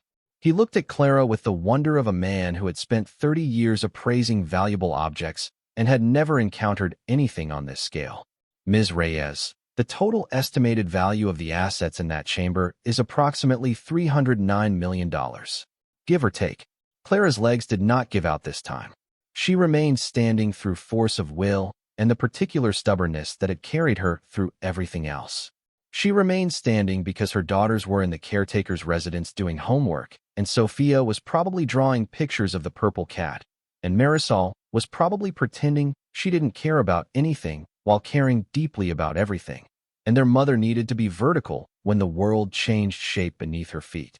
$309 million. The number hung in the air of the egg processing facility like a physical object. It settled on the conveyor belts and the candling machines and the sorting equipment that had handled thousands of eggs, while $309 million sat beneath the floor, patient and hidden and waiting for someone who needed it badly enough to look past the smell and the decay and the mockery to find it. "Thank you," Clara said, and her voice came out so normal, so measured, so impossibly calm that Gerald later told Diana it was the most impressive display of composure he had ever witnessed. Gerald filed the preliminary legal motions the following week. Property claim documentation establishing Clara's ownership of all contents of the structure at Poultry Road, including subterranean spaces. Abandoned property petition under North Carolina general statutes, arguing that Voss's voluntary departure and subsequent years of absence constituted legal abandonment of all assets left behind. Tax identification applications that would begin the process of reporting the discovery to the IRS, because Gerald was emphatic that trying to hide $309 million from the federal government was the fastest possible route to losing all of it. The filings were public record, and public records in small towns were not just public. They were communal property, examined and discussed and dissected with the enthusiasm of people for whom other people's business was the primary form of entertainment. It took 4 days for the news to detonate across Braxton Falls. Clara first knew it had spread when Donna Babcock appeared at the egg house on a Tuesday morning, driving a car that she parked crookedly in the gravel lot and exiting with the breathless energy of someone who had run rather than driven. Her face wore an expression Clara had never seen on it before, an uncomfortable blend of disbelief and resentment, and something that might have been respect if Donna's personality had been wired to produce that particular emotion. "Is it true?" Donna's voice carried across the yard with the volume of someone accustomed to being heard. "They're saying you found gold. Millions. Under the egg house. Under the floor." Clara was painting the exterior trim of the caretaker's residence, standing on a stepladder with a brush in one hand and a can of white paint balanced on the top. Step. She did not come down from the ladder, did not set down the brush, did not give Donna the satisfaction of her full attention. "Where did you hear that?" "It's all over town. The courthouse filed something. Gerald Fontaine's name is on it. People are saying $300 million. That can't be right. That's insane. That's not possible. Is it?" Clara applied another stroke of paint to the trim. The white covered the old gray with clean, bright precision. "I'd rather not discuss my legal affairs, Donna." Donna's expression shifted, the resentment winning temporary control of her features before she managed to suppress it. "Well, if it is true, you should know that people are going to have questions. That property was available for years. Other people could have bought it, should have bought it. The county shouldn't have let someone from outside just swoop in and take something that belonged to this community." Clara set the brush across the top of the paint can and looked down at Donna from the stepladder with the steady gaze of a woman who had endured things Donna Babcock couldn't imagine and had emerged still standing. "Nobody wanted it, Donna. Nobody. I stood in that auction room and bid $11, and the entire place looked at me like I was insane. You told me to my face that social services should investigate me for bringing my children here. And now that there might be something valuable, suddenly it belonged to the community?" Clara's voice remained level, but something underneath it had the tensile strength of steel cable. "It belongs to me. Legally, morally, and in every way that matters. And I think you should leave my property now." Donna left, but the damage was done. The story metastasized through Braxton Falls with the speed and destructive energy of a wildfire. By Wednesday, Clara's phone was ringing constantly with numbers she didn't recognize. By Thursday, 2 news vans from Raleigh were parked on Poultry Road. By Friday, the Braxton Falls Gazette had published a front-page story with the headline "Local Woman Claims $309 million Found Under Egg Factory," and the word claims carried enough editorial skepticism to fill a paragraph on its own. The reactions fell into predictable categories. There were the skeptics who insisted the whole thing was a scam, or a misunderstanding, or a publicity stunt designed to inflate the property value. There were the jealous who expressed their envy through anger, arguing that the treasure should belong to the county or the state or anyone other than a woman they'd spent months dismissing. There were the opportunists who suddenly remembered being kind to Clara and wanted to remind her of debts she didn't know. And there were the predators who saw vulnerability in a single mother with no resources trying to hold on to something that powerful people would want. The first legal challenge came within a week. A distant relative of Aldrich Voss, a second cousin in Zurich named Klaus Keller, filed a claim through a Swiss law firm asserting rights to the estate of his deceased relative. Gerald Fontaine handled it with the calm of experience. He pointed out that Voss had never been declared dead, that no probate had been opened, that the property had been lawfully sold at foreclosure with clear title, and that the claimant had shown no interest in the property during the years it sat abandoned and deteriorating. The second challenge came from the county itself. The Braxton Falls Board of Commissioners held an emergency session at which several members argued that the foreclosure sale should be voided on the grounds of material misrepresentation. The property listing had described the contents as standard agricultural equipment. It had not mentioned a subterranean vault containing $309 million in precious metals and gemstones. The implication was that the sale price of $11 was so inadequate as to constitute an injustice to taxpayers who had funded the foreclosure process. Gerald filed a response that Clara found deeply satisfying. The listing accurately described the property as it appeared to the county assessor who inspected it prior to sale. The county had every opportunity to conduct a thorough inspection and chose not to. The back taxes owed on the property totaled $14,200. And Ms. Reyes has committed to paying those taxes in full. The county cannot now claim ignorance of value it was responsible for assessing. The third challenge was the one that frightened Clara, not because it came from lawyers or government officials, but because it came from Marcus. His name appeared on her phone on a Sunday evening while the girls were watching a movie on Marisol's tablet in the living room. Clara saw the caller ID and felt every muscle in her body contract simultaneously. A full-body flinch that 3 years of distance and safety had not managed to erase. She didn't answer. She let it go to voicemail. Then she listened to the message in her bedroom with the door closed and her back against the wall, sliding down until she was sitting on the floor with her knees pulled to her chest. His voice hadn't changed. The same smooth baritone that could sound loving and threatening in the same sentence without any apparent transition between the two. "Clara, baby, I've been hearing some interesting things about you. Some very interesting things. I think we should talk about our family's future. About what's best for the girls. I've been thinking a lot about the girls lately. How they're doing. Where they're living. Whether they're safe. You know how important their safety is to me. Call me back. We have things to discuss." Clara deleted the message. Then she called Gerald Fontaine and told him about Marcus. About the abuse. About the restraining order that Marcus had violated twice without consequence because the police in their old town had considered domestic disputes a private matter. About the divorce settlement that had granted Marcus no custody and no visitation, but that hadn't stopped him from making threats through intermediaries. Gerald's response was immediate and firm. "We'll file for an emergency protective order in North Carolina. Document every contact attempt. If he shows up, call the police and call me. A restraining order is a piece of paper, but a documented pattern of harassment gives us leverage if he tries to file custody claims based on the discovery."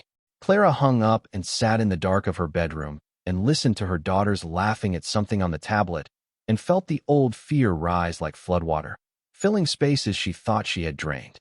Marcus couldn't reach her physically. He was 600 miles away. The restraining order was current. The girls were safe. But $309 million had a gravitational pull that could bend trajectories across any distance. Money like that didn't just change your life. It changed the lives of everyone who had ever known you, drawing them back with forces that had nothing to do with affection and everything to do with acquisition.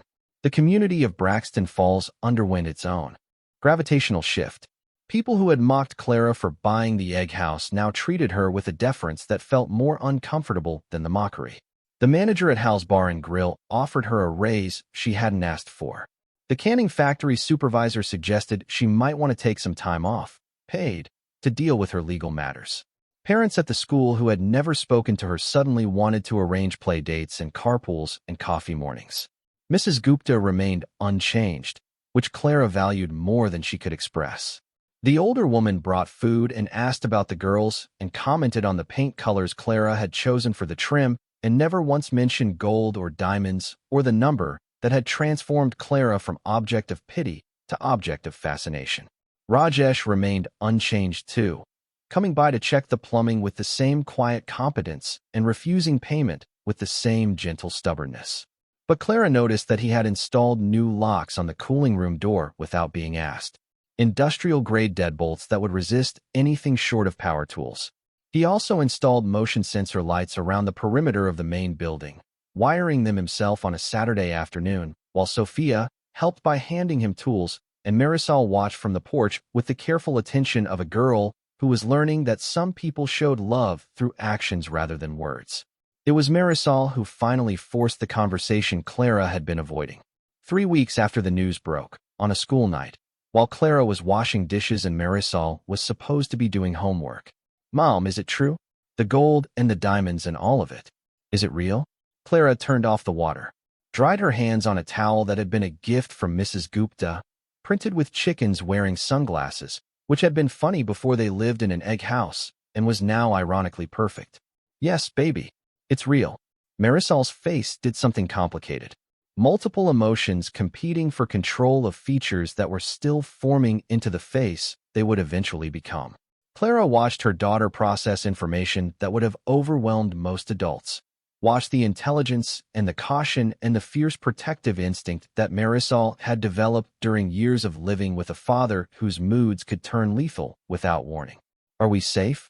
The question broke Clara's heart because it revealed exactly what Marisol's priorities were and exactly how much damage Marcus had done to a child's sense of security. Not "are we rich?" Not "what will we buy?" "Are we safe?" Because Marisol understood, at 12, that wealth without safety was just another kind of prison. Clara crossed the kitchen and wrapped her arms around her daughter, pulling her close despite the resistance that preteen dignity demanded. "We're safe. I have a lawyer. I have Rajesh and Mrs. Gupta. I have the restraining order. And I have you and Sophia. We're going to be okay." Marisol held on for longer than Clara expected. Then she pulled back and wiped her eyes with the back of her hand and straightened her shoulders with the particular dignity of a 12-year-old who had decided that crying was acceptable, but only briefly. "Sophia thinks there are golden eggs down there. She'll be disappointed when she finds out it's just regular gold." Clara laughed. The sound surprised her. It had been weeks since she had laughed, and the muscles in her face felt stiff from disuse. "Maybe we'll let her believe in golden eggs a little longer." Marisol almost smiled. Almost. Then she went back to her homework, and Clara went back to the dishes, and the kitchen held them in the warm yellow light that Sophia had chosen because it looked like sunshine, and for a moment the weight of $309 million felt lighter than it had since the day she found it. The formal authentication process began in June, when Gerald arranged for a team of independent appraisers to conduct a comprehensive evaluation of the chamber's contents. Paul Winslow returned with 2 colleagues, a gemologist from the GA laboratory in New York named Dr. Irene Park, and a numismatic expert from Heritage Auctions named Thomas Crenshaw. They spent a week in the chamber, working in shifts, cataloging every item with the systematic thoroughness that legal proceedings demanded. Their final report ran 247 pages and confirmed what Paul's initial assessment had suggested. The gold was genuine, refinery certified, and worth approximately $298 million at current market prices. The diamonds were investment grade, independently certified, valued collectively at $5.2 million.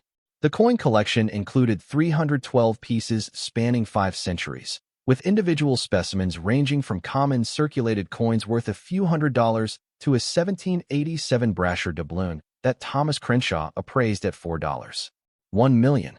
The bearer bonds and financial instruments had a combined face value of $1.8 million, though several required additional verification before they could be honored. Total authenticated value, $309.1 million. Gerald filed the authentication report with the court as part of the ongoing property claim proceedings. The filing generated a second wave of media attention that dwarfed the first. National outlets picked up the story. CNN ran a segment. The New York Times published a feature under the headline "The Egg and the Fortune" that explored the history of the property, the mystery of Aldrich Voss, and the unlikely circumstances that had led a single mother to discover one of the largest private treasure hoards in American history. Clara refused all interview requests. She instructed Gerald to release a single statement on her behalf. Ms. Reyes purchased the property at Poultry Road through a lawful foreclosure auction. She discovered assets left by the previous owner during routine renovation of the facility. She is cooperating fully with legal and tax authorities to establish clear title and fulfill all obligations. She requests privacy for herself and her minor children during this process. The statement did nothing to reduce public interest. If anything, Clara's refusal to speak made the story more compelling. The mystery of the silent single mother who had found $309 million under an egg factory became the kind of narrative that social media consumed and amplified until it bore only passing resemblance to reality. Strangers showed up at Poultry Road. Not every day, but often enough that Clara installed a gate across the driveway with a lock and a sign that read private property, no trespassing. Some were journalists hoping for an exclusive. Some were curiosity seekers who wanted to see the egg house for themselves. Some were people with business proposals that ranged from legitimate investment opportunities to transparent scams designed to separate Clara from assets she hadn't fully secured yet. One visitor was different. He arrived on a Wednesday afternoon in July, driving a rental car with North Carolina plates and wearing clothing that was expensive but deliberately understated. He parked at the gate and waited rather than trying to bypass it. When Clara approached, cautious and flanked by the sense of vulnerability that had become her constant companion since the news broke, he introduced himself with a formality that seemed genuine rather than performative. Ms. Reyes, my name is Dr. Henrik Braun. I'm a professor of theoretical physics at ETH Zurich. Aldrich Voss was my doctoral advisor. I've been looking for his work for 30 years. Clara studied him through the gate. Late 50s. Trim. Eyes that held intelligence and something else. Something that looked like the specific grief of someone who had lost a mentor and never fully recovered. She noticed his hands were steady, his posture open, his expression free of the calculation she had learned to detect in people who wanted something from her. What do you want? Henrik's answer came without hesitation. I want to understand what Aldrich built and why he hid it. I want to verify his research and determine whether his theoretical work was valid. I don't want your gold or your diamonds or anything from that chamber except the notebooks. And I don't want to take them. I want to read them. With your permission and under whatever conditions you set. Clara thought about the notebooks she had photographed but hadn't been able to read. About the equations and diagrams and the entries alternating between 3 languages. About the man who had hidden his life's work beneath an egg farm because he was afraid of what powerful people would do with it. She opened the gate. Henrik spent 3 days reading Aldrich Voss's notebooks in the caretaker's residence kitchen, drinking coffee Clara made, and occasionally stopping to press his hands against his eyes in a gesture that looked like either exhaustion or overwhelming emotion. Clara sat across from him when she wasn't working, watching a scientist encounter his mentor's ghost through equations and observations that had been waiting in the dark for decades. On the 3rd evening, Henrik closed the final notebook and looked at Clara with an expression that had settled into something she recognized. The same expression Paul Winslow had worn when he finished his appraisal. The expression of a professional encountering something that exceeded his expectations so dramatically it required a fundamental recalibration of what he believed was possible. He was right. Henrik's voice carried the weight of a man revising 30 years of assumptions. Aldrich was right about everything. His theoretical framework for zero-point energy extraction is valid. The mathematics are sound. The experimental data he recorded, if reproducible, represents a breakthrough in fundamental physics that would, he paused, searching for language adequate to the moment, change the energy infrastructure of human civilization. Clara absorbed this. She had suspected something like this from reading Voss's journal entries, from the references to military applications and corporate resistance, from the paranoia of a man who had spent 40 years hiding in plain sight. But hearing it confirmed by someone qualified to make the judgment gave the knowledge a different weight. What do we do with it? Henrik met her eyes. That is entirely your decision, Ms. Reyes. Aldrich left this to you. Not to me, not to ETH Zurich, not to the physics community. To you. The person who bought an egg house for $11 because she needed a home for her children. I believe he would have appreciated that more than he could express. Clara thought about the journal entry. I hope it is someone who needs it. I hope they look beneath the surface. She had looked. She had found it. And now she had to decide what to do with a fortune and a discovery that together represented something far larger than personal wealth. Something that could change the world if handled correctly or be buried again if handled poorly. But that decision could wait until morning. Tonight, Her daughters were safe and fed and sleeping in rooms she had painted with her own hands. Tonight, the egg house stood solid around them, its secrets known, its value understood, its future uncertain but held in the hands of someone who had earned the right to hold it. Clara walked Henrik to his car and watched him drive down Poultry Road into a darkness broken only by the headlights he carried with him. Then she went inside and checked the locks and looked in on the girls and stood for a moment in the hallway between their room and hers, listening to the sounds of a house that was alive and warm and full of something that felt dangerously, wonderfully like hope. And beneath her feet, beneath the caretaker's residence and the processing floor and the cooling room with its pharmaceutical-grade insulation and its hidden staircase, $309 million in gold and diamonds, and the life work of a vanished genius waited with the patience of things that had already waited 40 years and could wait as long as it took for the right moment to arrive. The legal proceedings moved with the particular momentum of things that could not be stopped once started. Gerald Fontaine navigated each challenge with the precision of a man who understood that cases like this were decided not by dramatic courtroom speeches, but by the accumulation of procedural victories so thorough that opposition ran out of ground to stand on. The Swiss cousin's claim collapsed first. Klaus Keller's attorneys failed to produce documentation establishing a familial relationship that met North Carolina's threshold for inheritance claims. Aldrich Voss had no will. No probate had been opened in any jurisdiction. The property had been lawfully transferred through a government-conducted foreclosure auction with clear title. The court dismissed Keller's petition with prejudice, meaning it could not be refiled. Gerald called Clara with the news on a Thursday afternoon while she was mopping the kitchen floor, and she stood there with the mop handle in one hand and the phone in the other and felt one of the chains around her chest loosened by a single link. The county's challenge took longer. The Board of Commissioners had hired outside counsel to argue that the foreclosure sale should be voided based on unconscionability, the legal principle that a transaction could be overturned if its terms were so unfair as to shock the conscience. An $11 purchase yielding $309 million certainly seemed to qualify. But Gerald had anticipated this argument months in advance. He deposed the county assessor who had inspected the property prior to sale. The assessor testified that he had spent 22 minutes on the premises, had not entered the cooling room because the door was stuck, and had valued the property at negative $6,000 after accounting for demolition costs and environmental remediation. He had recommended the county accept any bid at all just to remove the liability from its books. Gerald also subpoenaed the auction records showing that the property had been listed 4 times over 2 years without a single bid. He presented testimony from the real estate investor who had sat beside Clara at the auction, the woman who had said they couldn't pay her $11 to take the place. Her words, recorded in the court transcript, became Gerald's most effective exhibit. The county's case withered under cross-examination.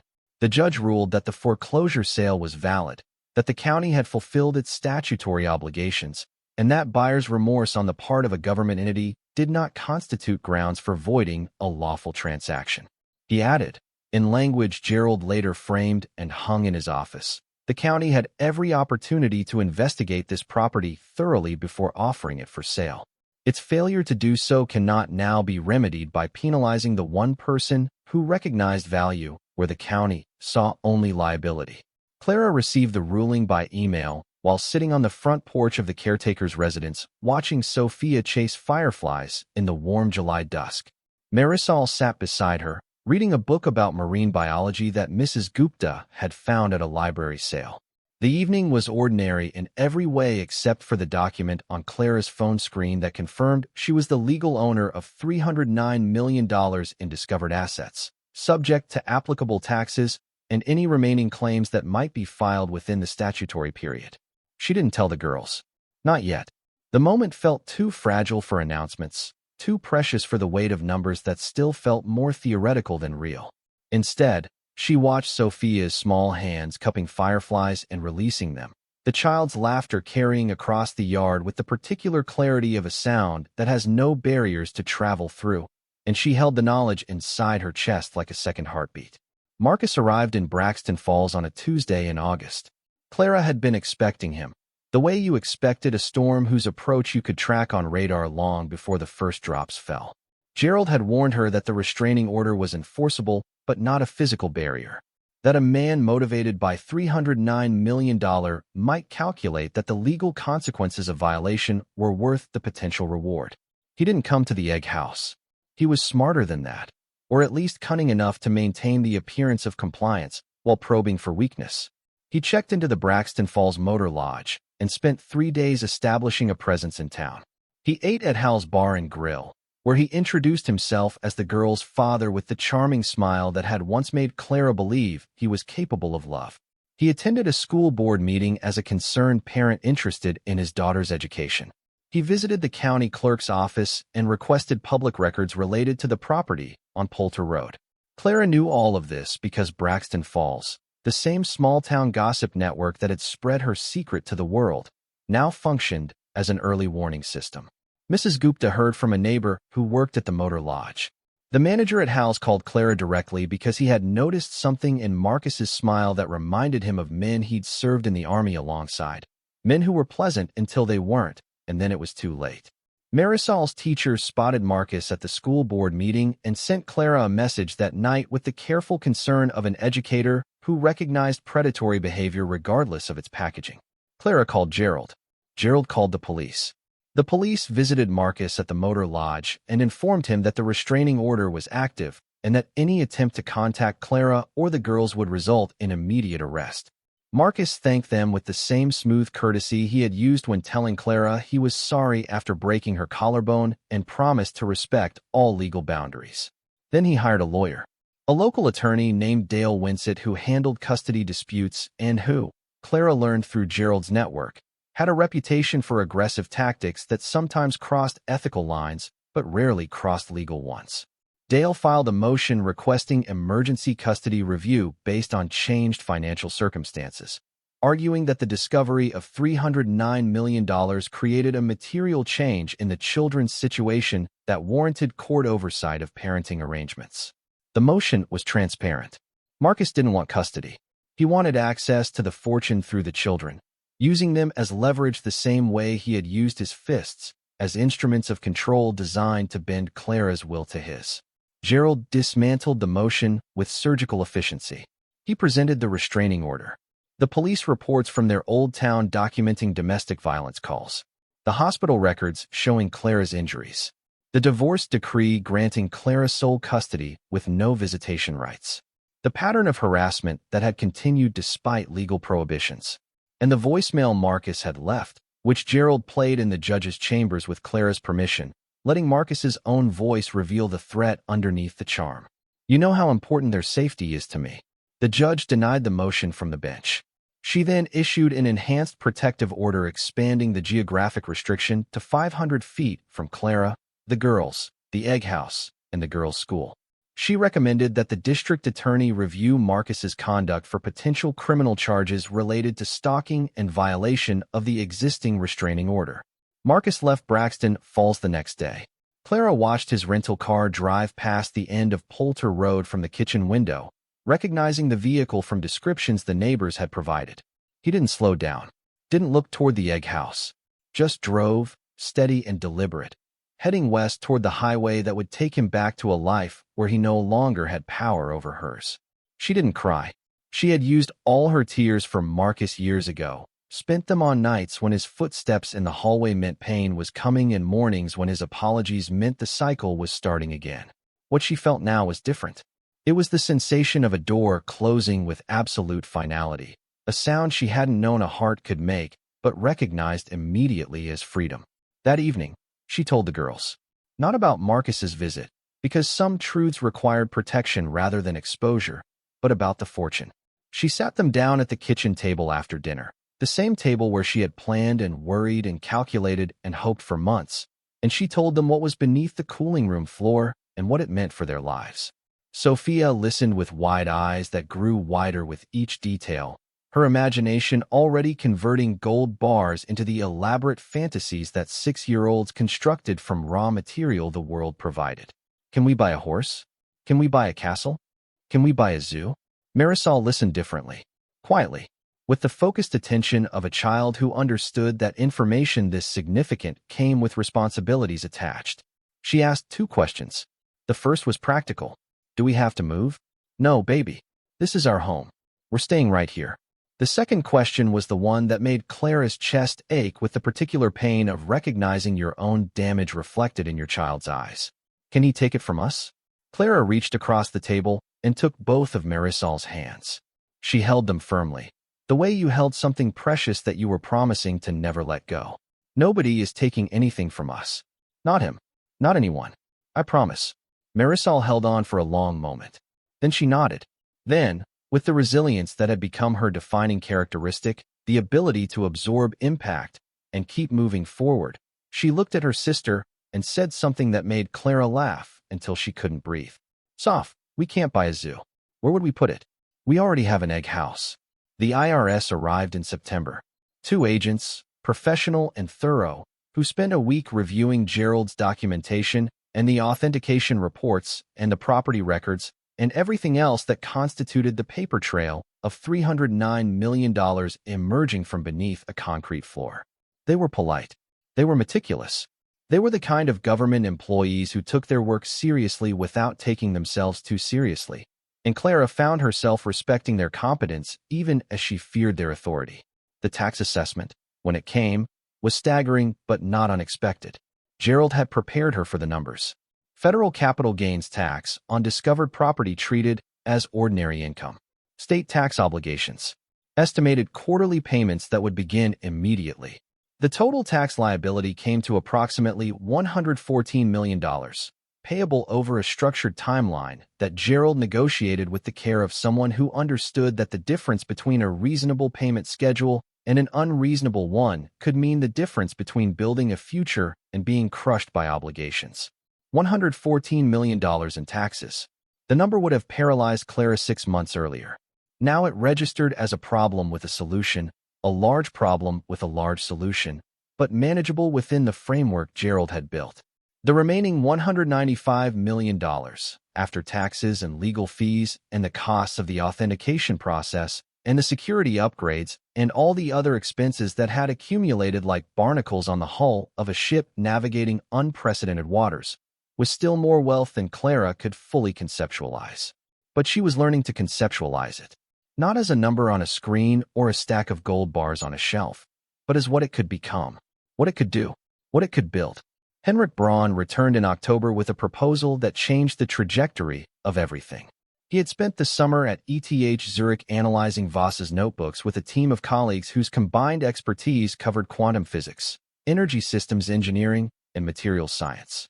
Their conclusion, published as a preliminary paper in a peer-reviewed journal that sent shockwaves through the physics community, confirmed that Voss's theoretical framework was not only valid but represented a genuine breakthrough in zero-point energy extraction.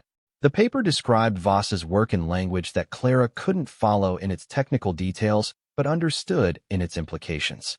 Aldrich Voss had developed a method for generating clean energy from quantum vacuum fluctuations, a process that mainstream physics had considered theoretically possible but practically unachievable. His notebooks contained experimental data showing that he had not only achieved it, but had refined it to a degree of efficiency that made commercial application feasible. The world reacted the way the world reacted to things that threatened established power structures. With a combination of excitement, skepticism, and the specific hostility of institutions whose relevance depended on the new thing being wrong. Energy companies issued statements questioning the methodology. Academic rivals published responses challenging the theoretical foundations. Political commentators framed it as either the salvation of humanity or the delusion of a recluse who had spent too long talking to chickens. But the data held. Independent teams at MIT and Caltech replicated key experiments using specifications from Voss's notebooks. The results matched. The physics worked. And the implications were exactly what Voss had feared and hoped in equal measure. Clean, abundant, inexpensive energy that could replace fossil fuel dependency within a generation. Henrik's proposal was simple. He wanted Clara's permission and financial support to establish a research institute dedicated to developing Voss's technology for public benefit. Not a corporate entity designed to monetize and restrict access, but an open research foundation that would publish findings freely, license technology at minimal cost, and ensure that Voss's work reached the people it was designed to help rather than being captured by the interests it was designed to circumvent.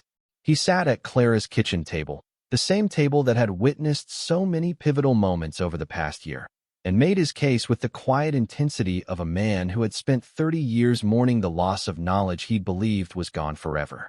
Aldrich didn't hide this because he was selfish, Henrik said, turning a coffee cup between his hands. He hid it because he understood that the energy industry would do anything to prevent a technology that made their business model obsolete. He was right to be afraid, but he was wrong to hide it forever. The world needs this. Your world, my world, your daughter's world. We can make it available to everyone, not just the wealthy, not just the powerful, everyone. Clara looked at this man who had flown across an ocean to read notebooks in her kitchen and who was now asking her to fund a revolution in fundamental physics. She thought about Aldrich Voss choosing to bury his work beneath an egg farm rather than risk it being weaponized or suppressed. She thought about the journal entry that had started everything. I hope it is someone who needs it. I hope it is someone who understands that wealth without purpose is just weight. She thought about Sophia asking about golden eggs, about Marisol asking if they were safe, about Mrs. Gupta bringing food and Rajesh fixing plumbing and the community that had mocked her and then defended her and then celebrated with her, the full spectrum of human response to the impossible. How much do you need? Henrik named a figure. $40 million over 5 years to establish the Voss Institute for Clean Energy Research, headquartered at ETH Zurich with a satellite facility in North Carolina. The money would fund equipment, staff, research fellowships, and the open-source publication of all findings. Clara didn't hesitate. She had spent months learning to think in numbers that exceeded her imagination, and $40 million had become a quantity she could hold in her mind and evaluate against the purpose it would serve. She agreed. Gerald drafted the foundation documents. Diana Chow handled the international legal requirements.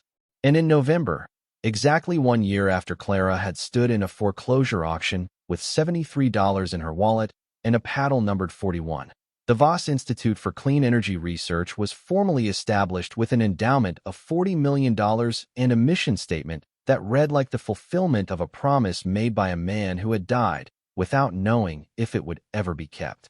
To advance the development and distribution of clean energy technology for the benefit of all people without restriction by commercial interest, political boundary, or economic barrier. The town of Braxton Falls watched this transformation with the complicated emotions of a community coming to terms with its own role in a story that had moved far beyond its borders. The people who had mocked Clara at the diner and the grocery store and the school pickup line found themselves confronting a narrative in which their dismissal and cruelty were documented facts, woven into media coverage that cast them as the chorus of doubters in a story about perseverance and discovery. Some handled it with grace. The manager at Hal's Bar and Grill, who had once allowed customers to joke about Clara's mansion without intervention, approached her one evening after a shift she no longer needed to work but continued working because she wasn't ready to stop. He stood at the counter with his apron twisted in his hands and his eyes fixed somewhere on the far wall and said words that clearly cost him significant effort. I should have shut that talk down from the start. You were working harder than anyone I've ever employed, and you deserved respect, not jokes. I'm sorry.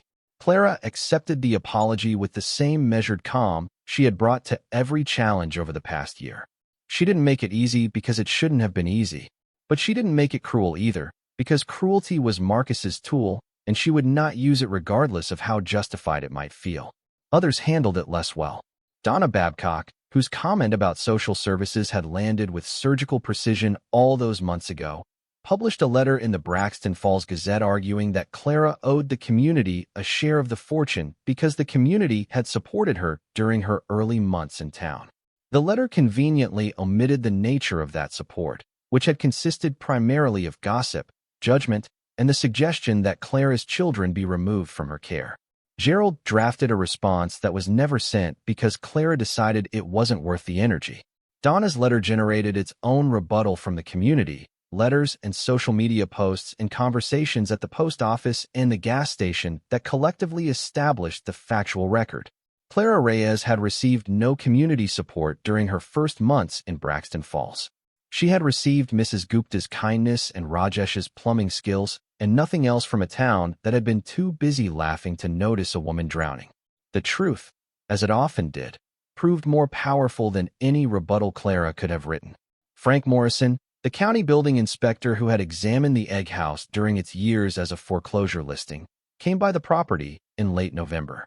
He was a quiet man whose job had given him intimate knowledge of every structure in the county and whose professional standards had prevented him from cutting corners even when the budget and the bureaucracy encouraged it.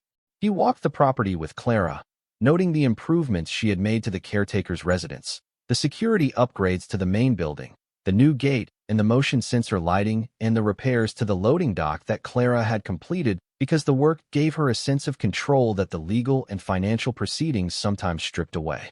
He stopped at the entrance to the cooling room and looked at Clara with an expression she couldn't read. I inspected this building 3 times over 2 years. Never once opened that door because it was stuck and I was in a hurry and the county didn't pay me enough to fight with frozen hardware. He paused, the weight of professional regret visible in the set of his shoulders. If I had opened that door, if I had done my job thoroughly instead of cutting corners because nobody cared about this place, I would have found those expansion joints, would have noticed the pattern, would have tapped the floor the way any competent inspector should. And then what? Then somebody else owns this. Some developer who tears the building down and finds the chamber and keeps everything, and you're still living above the laundromat fighting to make rent. He looked at her directly. Maybe I'm glad I didn't open that door. Maybe some things are supposed to be found by the person who needs them most. Clara thought about Aldrich Voss's journal entry one more time. She had read it so many times the words had become part of her internal vocabulary, phrases she turned to when the magnitude of what had happened threatened to overwhelm her capacity for processing reality. I leave it to chance and to the universe's sense of humor. The universe's humor was dark and strange and apparently had a preference for egg houses and single mothers and foreclosure auctions where nobody bid except the one person who had no business bidding. Christmas arrived with the kind of perfection that Clara had stopped believing was available to people like her. The caretaker's residence was warm and bright, decorated with ornaments Sophia had made from construction paper and glitter, and the ambitious conviction that more glitter was always the correct creative choice. A tree stood in the corner of the living room, a real tree that Rajesh had cut from the woods behind the property and carried inside with Mrs. Gupta directing its placement with the authority of a woman who had been positioning Christmas trees for 6 decades and knew exactly where the light fell best. Presents sat beneath the tree, purchased with money Clara had earned rather than money from the chamber, because Gerald had advised against accessing the assets until all legal proceedings were finalized and Clara had agreed because the discipline of waiting felt important. She wanted the girls to understand that the fortune beneath the cooling room floor was not a replacement for work and effort and the satisfaction of earning what you had. It was an amplifier, a tool, a responsibility, not a shortcut. Sophia received the purple cat she had been drawing for months, a rescue kitten from the county shelter who was gray rather than purple, but whom Sophia immediately named Amethyst and declared the most beautiful creature in the history of beautiful creatures. Marisol received a telescope, a real one, with lenses ground to precision and a tripod that raised the eyepiece high enough for a 12-year-old to see the rings of Saturn on clear nights. Mrs. Gupta received an envelope containing a deed. Clara had purchased the building where Mrs. Gupta rented her apartment, paying the asking price in cash from the portion of the fortune that Gerald had released for immediate use. The deed was in Mrs. Gupta's name, free and clear, no mortgage, no rent, no landlord who could raise the cost or sell the building or force an elderly woman to relocate because profit margins demanded it. Mrs. Gupta opened the envelope and read the document and looked at Clara with eyes that filled so slowly and completely that the tears seemed to emerge from somewhere deeper than ducts and surface emotion. She pressed the deed against her chest and held it there the way you held a letter from someone you loved, and she didn't speak for a long time because some gifts exceeded the capacity of language to acknowledge. Rajesh received a check that would fund his plumbing business expansion, allowing him to hire 2 employees and purchase the equipment he had been saving for over 7 years. He stared at the check and then at Clara and then at his mother-in-law and then back at the check, and his silence communicated more than gratitude. It communicated the particular emotion of a man who had helped without expectation of return and was now confronting the reality that kindness sometimes circled back with compound interest. Clara gave herself one gift that Christmas. She sat on the front porch after the girls were asleep, wearing the coat she had bought at a thrift store the previous winter, the same coat she had worn to the foreclosure auction, and she called her sister in Texas. They hadn't spoken in 4 years. Maria had sided with Marcus during the separation, not because she believed he was right, but because she was afraid of what he would do to her if she supported Clara. The silence between them had hardened into something that felt permanent, a wall built from mutual hurt and the particular betrayal of family choosing safety over solidarity. Maria answered on the third ring. Her voice carried the caution of someone who had seen this number before and debated with herself about whether to pick up. Clara didn't explain the fortune, didn't mention gold or diamonds or egg houses or the number that had changed everything. She said 3 words and waited. "I forgive you." The silence that followed lasted long enough for Clara to wonder if the call had dropped. Then Maria made a sound that was not quite crying and not quite breathing and not quite anything Clara had heard before, and the wall between them, the one that had seemed permanent, developed a crack that would take time to widen into a doorway, but that existed now where it hadn't existed before, and that was enough. The new year brought resolution to the remaining legal proceedings with the inevitability of things that had been decided long before the gavels fell. The statutory period for filing claims against the discovered assets expired in February without additional challenges. The IRS accepted Gerald's structured payment plan. The state tax obligations were met. The authentication reports were finalized and filed as matters of public record. Clara Reyes was, by every legal and financial measure, a woman worth $195 million after taxes and obligations. The number had a different quality now than it had when Paul Winslow first spoke it in the egg processing facility. It had lost its abstraction and gained texture, becoming something Clara could hold in her mind alongside grocery lists and school schedules and the sound of Sophia's laughter and the way Marisol's face softened when she thought nobody was watching. She used it carefully, deliberately, with the consciousness of someone who understood that money was a tool and tools could build or destroy depending on who held them and why. She paid off the $14,200 in back taxes that had been the original obstacle, the number that had seemed impossible when she first called the county clerk from the courthouse steps. She paid it with a cashier's check, and the clerk who processed it was the same woman who had made clear she thought anyone considering the purchase had lost touch with reality. The clerk said nothing this time.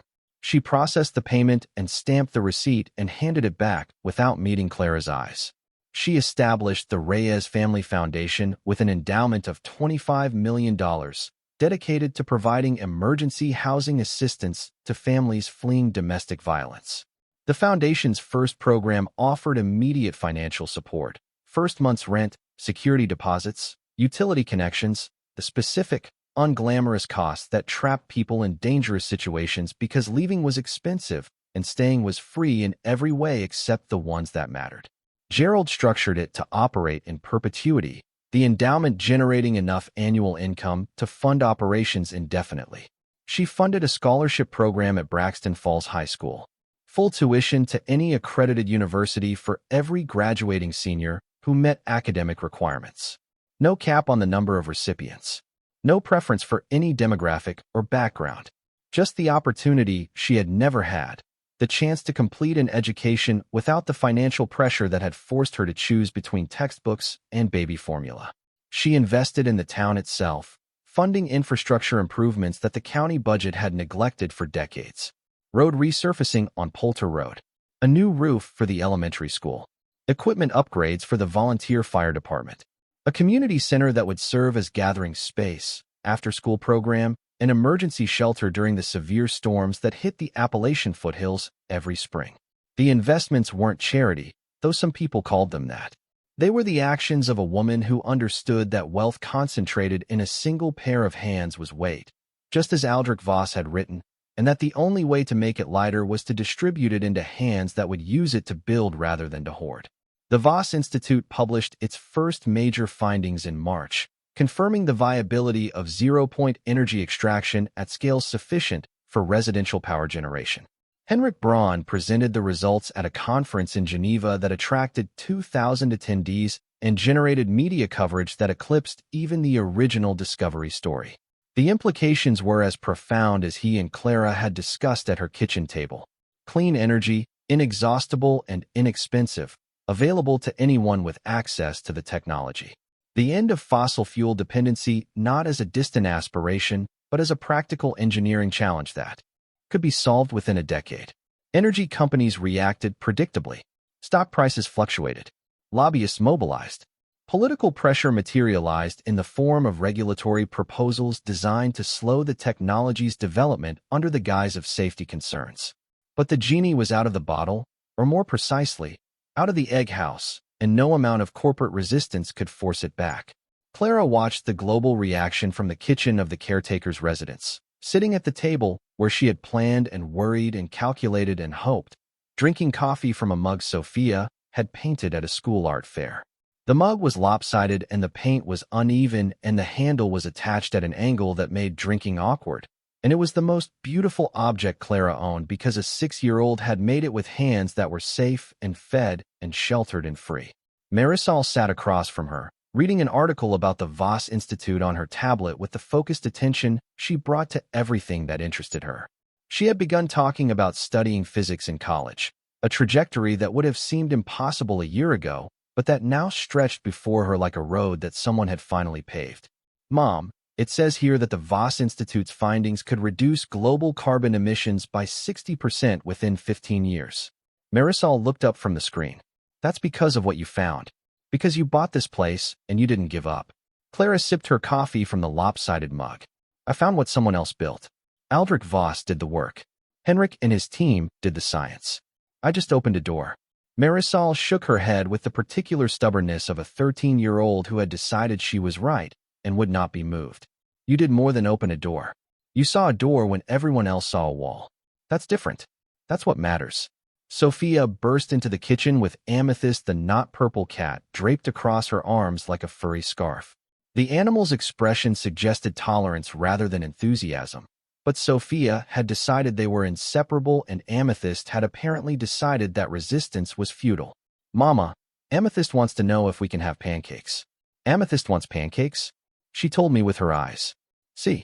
Sophia held the cat up, and Amethyst stared at Clara with the blank, unreadable gaze that cats had perfected over millennia of domestication. "That means pancakes in cat language." Clara laughed. The sound filled the kitchen and bounced off the walls she had painted sunshine yellow and settled into the hardwood floor she had sanded on her knees and became part of the house the way sounds became part of spaces when the spaces were loved enough to hold them. "Pancakes it is." She stood and moved to the stove. The same stove whose missing grates she had replaced with salvaged parts and creative engineering, and began making breakfast for her daughters in a kitchen that smelled like coffee and paint, and the particular fragrance of a life that had been built from nothing by someone who refused to accept that nothing was all she deserved. Outside, the egg house stood solid in the April morning, its corrugated metal walls catching sunlight that turned rust to copper and decay to character. The Voss poultry product sign still hung above the entrance, its faded letters a monument to the cover story that had protected a revolution for 40 years. Clara had decided to keep it, not as a reminder of what the building had been, but as evidence of what it had always been underneath. Proof that the most extraordinary things sometimes hid behind the most ordinary facades. That value existed in places everyone else had dismissed. That sometimes the universe tucked its best gifts inside its worst packaging and waited to see who was desperate enough or brave enough or stubborn enough to unwrap them. The caretaker's residence, which Clara had stopped calling the caretaker's residence and started calling home, had expanded. Rajesh and a crew of workers he had hired with his new business had added a sunroom to the south side, with floor-to-ceiling windows that let light pour in from dawn to dusk. Mrs. Gupta had overseen the garden installation, planting herbs and flowers and vegetables in raised beds that Sophia tended with the passionate inconsistency of a 7-year-old gardener. A swing set stood in the yard, which was no longer a yard but a lawn, trimmed and maintained and bordered by wildflowers that Marisol had planted from seed packets she'd ordered with her allowance. The main building remained largely untouched above ground. Clara had secured it, repaired the worst structural issues, and cleaned the processing floor to the point where it no longer smelled of anything except concrete and old metal. But she had decided, after long conversations with Henrik and Gerald and Mrs. Gupta and the girls, to preserve it rather than demolish or convert it. It would become a museum of sorts, a space where visitors could see the equipment that had processed millions of eggs while $309 million sat beneath the floor, where they could walk through the cooling room and see the expansion joints and the drain that had hidden the most unlikely fortune in American history, where they could descend the stairs into the chamber and see the shelves, now empty except for a single gold bar and a single diamond tray preserved as exhibits, and understand that sometimes the difference between a condemned building and a treasure was nothing more than the willingness to look beneath the surface. The chamber itself had been carefully emptied over the course of several months, its contents transferred to secure storage under armed guard while the legal and financial processes ran their course. The gold had been sold in tranches through Gerald's network of precious metals dealers, each transaction meticulously documented and taxed.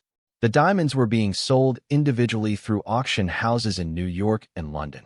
The coins were cataloged and offered to museums and private collectors through heritage auctions, with Thomas Crenshaw personally handling the brasher doubloon, which sold for $4.3 million to an anonymous buyer who turned out to be the Smithsonian Institution.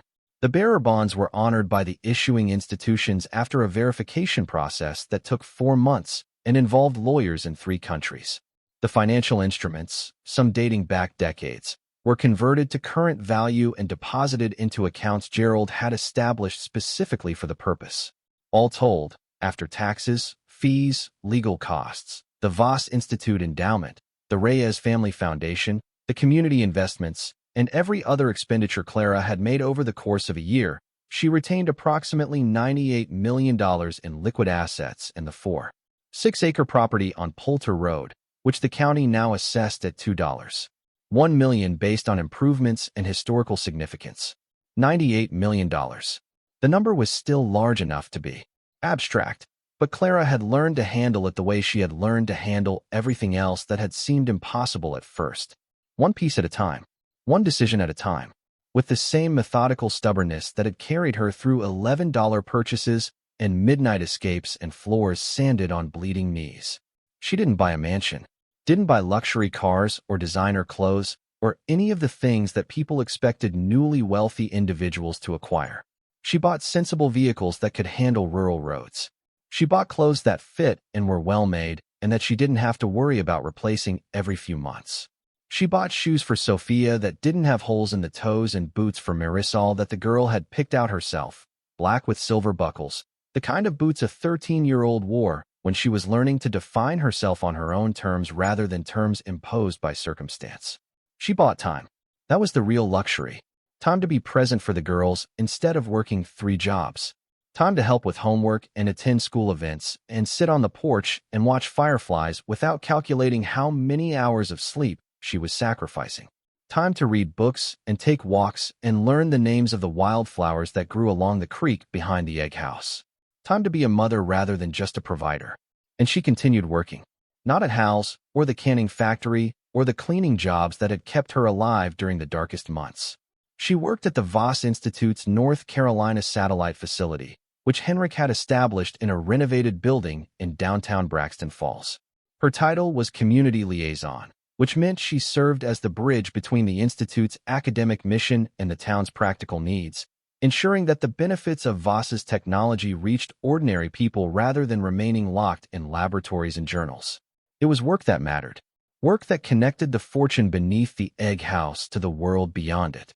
Work that transformed money into impact and impact into the kind of legacy that Aldrich Voss had dreamed of during 40 years of solitude and 12,000 chickens, and the quiet conviction that someday someone would find what he had hidden and understand what it meant. On the anniversary of the purchase, 1 year to the day since Clara had raised paddle 41 and bid $11 on a property nobody wanted, she stood in the cooling room of the egg processing facility with Sophia and Marisol, and Mrs. Gupta and Rajesh and the community that had become her family in every way that mattered.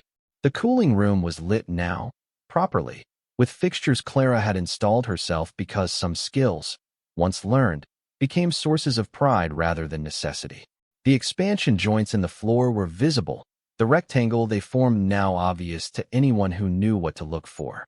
The drain cover sat in its place, restored to its original appearance, a small brass plaque mounted beside it explaining what lay beneath and how it had been found. Sophia held Amethyst, who had grown from kitten to adolescent cat with the speed that characterized all things in a household where love was abundant and food was no longer rationed. Marisol stood with her hands in the pockets of her silver-buckled boots and an expression that blended teenage indifference with genuine emotion, the combination that 13-year-olds specialized in. Mrs. Gupta held a plate of samosas she had prepared for the occasion because Mrs. Gupta believed that no significant moment should occur without food and was constitutionally incapable of arriving anywhere empty-handed.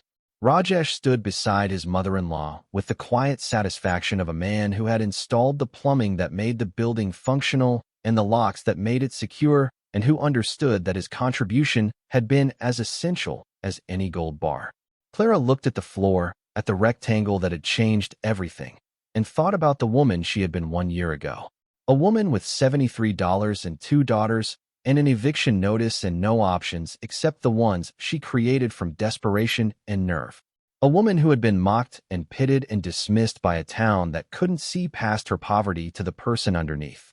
She thought about Aldrich Voss, the physicist who had become an egg farmer who had become a ghost, leaving behind a fortune and a legacy and a hope that someone would find both and understand that they were the same thing. She thought about his journal entry, the one that had guided her through every decision since she first read it on the cold granite floor of the chamber. I hope it is someone who needs it. He had gotten his wish. She had needed it more than anyone, and she had found it not through luck or accident, but through the particular alchemy of desperation and stubbornness and the willingness to see value where everyone else saw only trash. Sophia broke the silence with the unerring instinct of a child who knew exactly when a moment needed lightning. Mama, I still think there might be golden eggs somewhere. We haven't checked everywhere. Clara laughed. Marisol rolled her eyes but smiled. Mrs. Gupta offered samosas. Rajesh examined a pipe fitting near the ceiling with professional interest. And the egg house held them all in its vast, improbable, impossible space, a condemned building that had become a home, that had become a treasure, that had become a foundation for lives rebuilt from the ground up. The most valuable things in life, Clara thought, watching her daughters in the light of a room that had hidden $309 million from a world that hadn't bothered to look. The most valuable things are the ones everyone else has abandoned as worthless. She reached down and touched the floor, the cold concrete that had separated her from a fortune for months, while she sanded hardwood and painted walls and learned to fix stoves and kill spiders and build a life from scraps. The floor was just concrete now. The gold was gone, converted to purpose and impact, and the kind of wealth that couldn't be measured in troy ounces or carat weights. The chamber below was empty except for its exhibits. But the weight of what had been there lingered, not as gold or diamonds or bonds, but as proof. Proof that the universe sometimes tucked miracles inside nightmares. That condemned buildings could hold revolutions. That a woman with nothing could become someone with everything. Not through luck, but through the refusal to stop looking when the world told her there was nothing to find. Clara straightened and took her daughter's hands, one in each of hers, and walked out of the cooling room into the processing facility and through the covered walkway into the caretaker's residence and out the front door into the sunlight of a spring afternoon where the egg house cast its long shadow across a lawn bordered by wildflowers and a swing set and the kind of ordinary, extraordinary life that $11 and stubbornness and one hidden staircase had made possible. Behind them, the sign above the entrance read Voss Poultry Products Estate 1979. Ahead of them, the future stretched wide and open and full of the particular hope that belongs to people who have earned it the hardest way possible. And somewhere, in whatever place vanished physicists went when they decided the world wasn't ready for what they had built, Aldrich Voss might have smiled. Because the universe's sense of humor had delivered exactly what he'd asked for. Someone who needed it. Someone who looked beneath the surface. Someone who understood that the most broken things are sometimes exactly what we need to make us whole. Clara didn't sleep the night after she and Rajesh sealed the chamber. She lay on her mattress on the floor of her bedroom and stared at the ceiling and listened to the sounds the egg house made in the dark. The ticking of metal cooling after a warm day.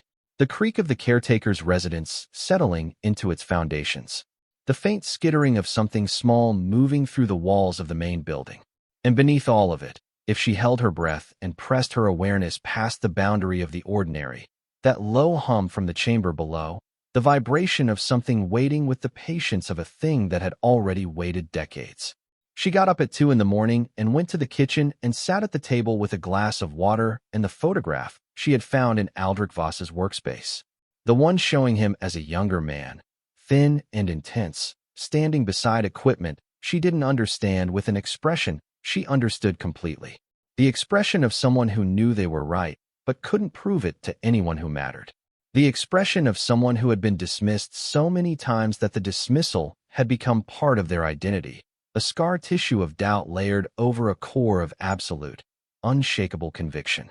Clara knew that expression because she wore it, had worn it since the day she left Marcus and everyone, her sister, her neighbors, the police officer who took the report and clearly didn't believe the bruises were as bad as she claimed, had looked at her with the same quiet skepticism. The expression that said, "You're making this harder than it needs to be." The expression that said, "Why can't you just accept things as they are?" She set the photograph on the table and placed her hands flat on either side of it and spoke to a man she had never met who had been gone for years. "I found it. I don't know what to do with it yet, but I found it. And I'm not going to let anyone take it or bury it or pretend it doesn't exist. I promise you that." The words hung in the kitchen air, absorbed by the sunshine yellow walls and the crayon drawings and the silence of a house where 2 children slept without knowing that their mother was making promises to ghosts at 2 in the morning. Clara sat there until the sky began to lighten through the window, and then she made coffee and started a list, because lists were how she converted chaos into something she could manage one line at a time. The weeks between the discovery and the lawyer's arrival were the hardest. Not because of external pressure, that would come later, but because of the internal weight of carrying a secret that redefined everything she thought she knew about her life and her future and the building she had bought for less than the cost of a sandwich.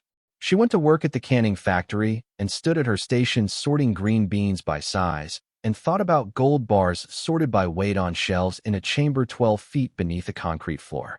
She served burgers at Hal's on Saturday night and calculated tips in her head, while a different calculator in a different part of her brain ran numbers with 9 digits and no decimal points. She scrubbed office floors on her hands and knees at 10 o'clock at night and thought about polished granite floors in a room that smelled like cold metal and impossible futures. The dissonance was physical.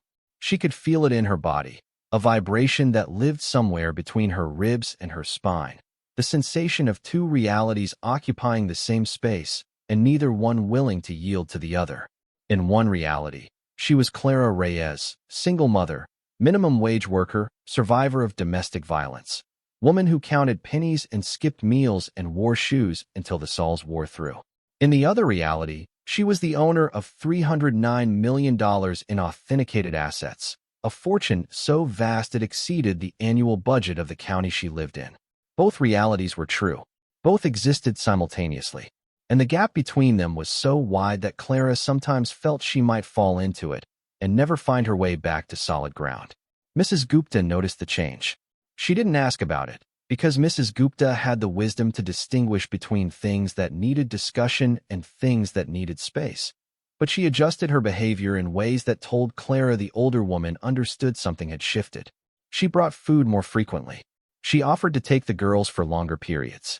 She sat with Clara on the porch in the evenings and talked about nothing in particular with the deliberate casualness of someone providing companionship rather than seeking information. One evening, as the sun was setting and the egg house was casting its long shadow across the property, Mrs. Gupta said something that landed in Clara's chest with the precision of a key finding its lock. "My husband used to say that the heaviest burdens are the ones we carry alone, not because they weigh more, but because carrying alone takes strength from places we need for other things. You don't have to tell me what's changed, but know that whatever you're carrying, you don't have to carry it by yourself." Clara looked at this woman who had been a stranger 11 months ago and who had become, through accumulated acts of quiet generosity, the closest thing to a mother she had known since her own mother died. She wanted to tell her everything. Wanted to open the floodgates and let the secret pour out and feel the weight redistribute across shoulders other than her own. But she couldn't. Not yet. The legal ground was too uncertain, the risks too real, the potential consequences of premature disclosure too devastating. So she did the only thing she could do. She reached across the space between their chairs and took Mrs. Gupta's hand and held it and said thank you in a voice that conveyed more than the words themselves could carry. Mrs. Gupta squeezed her hand once and then released it and continued talking about the tomatoes she was planning to plant in the spring and the particular variety that grew best in the clay soil of the Appalachian foothills. And the evenings settled around them with the comfort of a conversation that didn't need to arrive anywhere to serve its purpose. Sophia found the notebook, not one of Voss's scientific journals, but a small leather-bound book that had fallen behind the steel table in the workspace and been missed during Clara and Rajesh's initial documentation. Sophia had been exploring the main building on a Saturday afternoon while Clara cleaned the processing floor, the child's natural curiosity drawing her to corners and crevices that adults overlooked because adults had lost the ability to see the world from 3 feet off the ground. "Mama, I found a tiny book. It has pictures of birds." Clara took the notebook from her daughter's hands and opened it to find not scientific equations or technical diagrams, but sketches. Pencil drawings of the birds Voss had observed from the egg house over 40 years. Cardinals and blue jays and hawks circling overhead, and the small brown wrens that nested in the loading dock's corrugated overhang. Each drawing was dated and annotated with brief observations in the same precise handwriting that filled the scientific journals, but the tone was entirely different. Where the journals were clinical and guarded, the bird notebook was warm, almost tender. March 4th, 1997. The female cardinal returned today. 3rd year at the same nesting site in the oak beside the cooling unit. She brings the same male, or perhaps his son. Loyalty to place is something I understand. June 12, 2003. A fledgling wren fell from the dock nest. I placed it back. The mother watched from the gutter, furious and terrified in equal measure. Parenthood seems universally exhausting across species. November 8, 2015. Counted 47 geese in formation this morning, heading south. They know when it's time to leave. I wonder if I will recognize my own time when it comes. Clara read the entries with tears running down her face because they revealed something the scientific journals hadn't. Aldrich Voss had been lonely. Profoundly, desperately lonely. A man surrounded by 12,000 chickens and not a single human being who knew who he truly was or what he had built beneath the floor they walked on.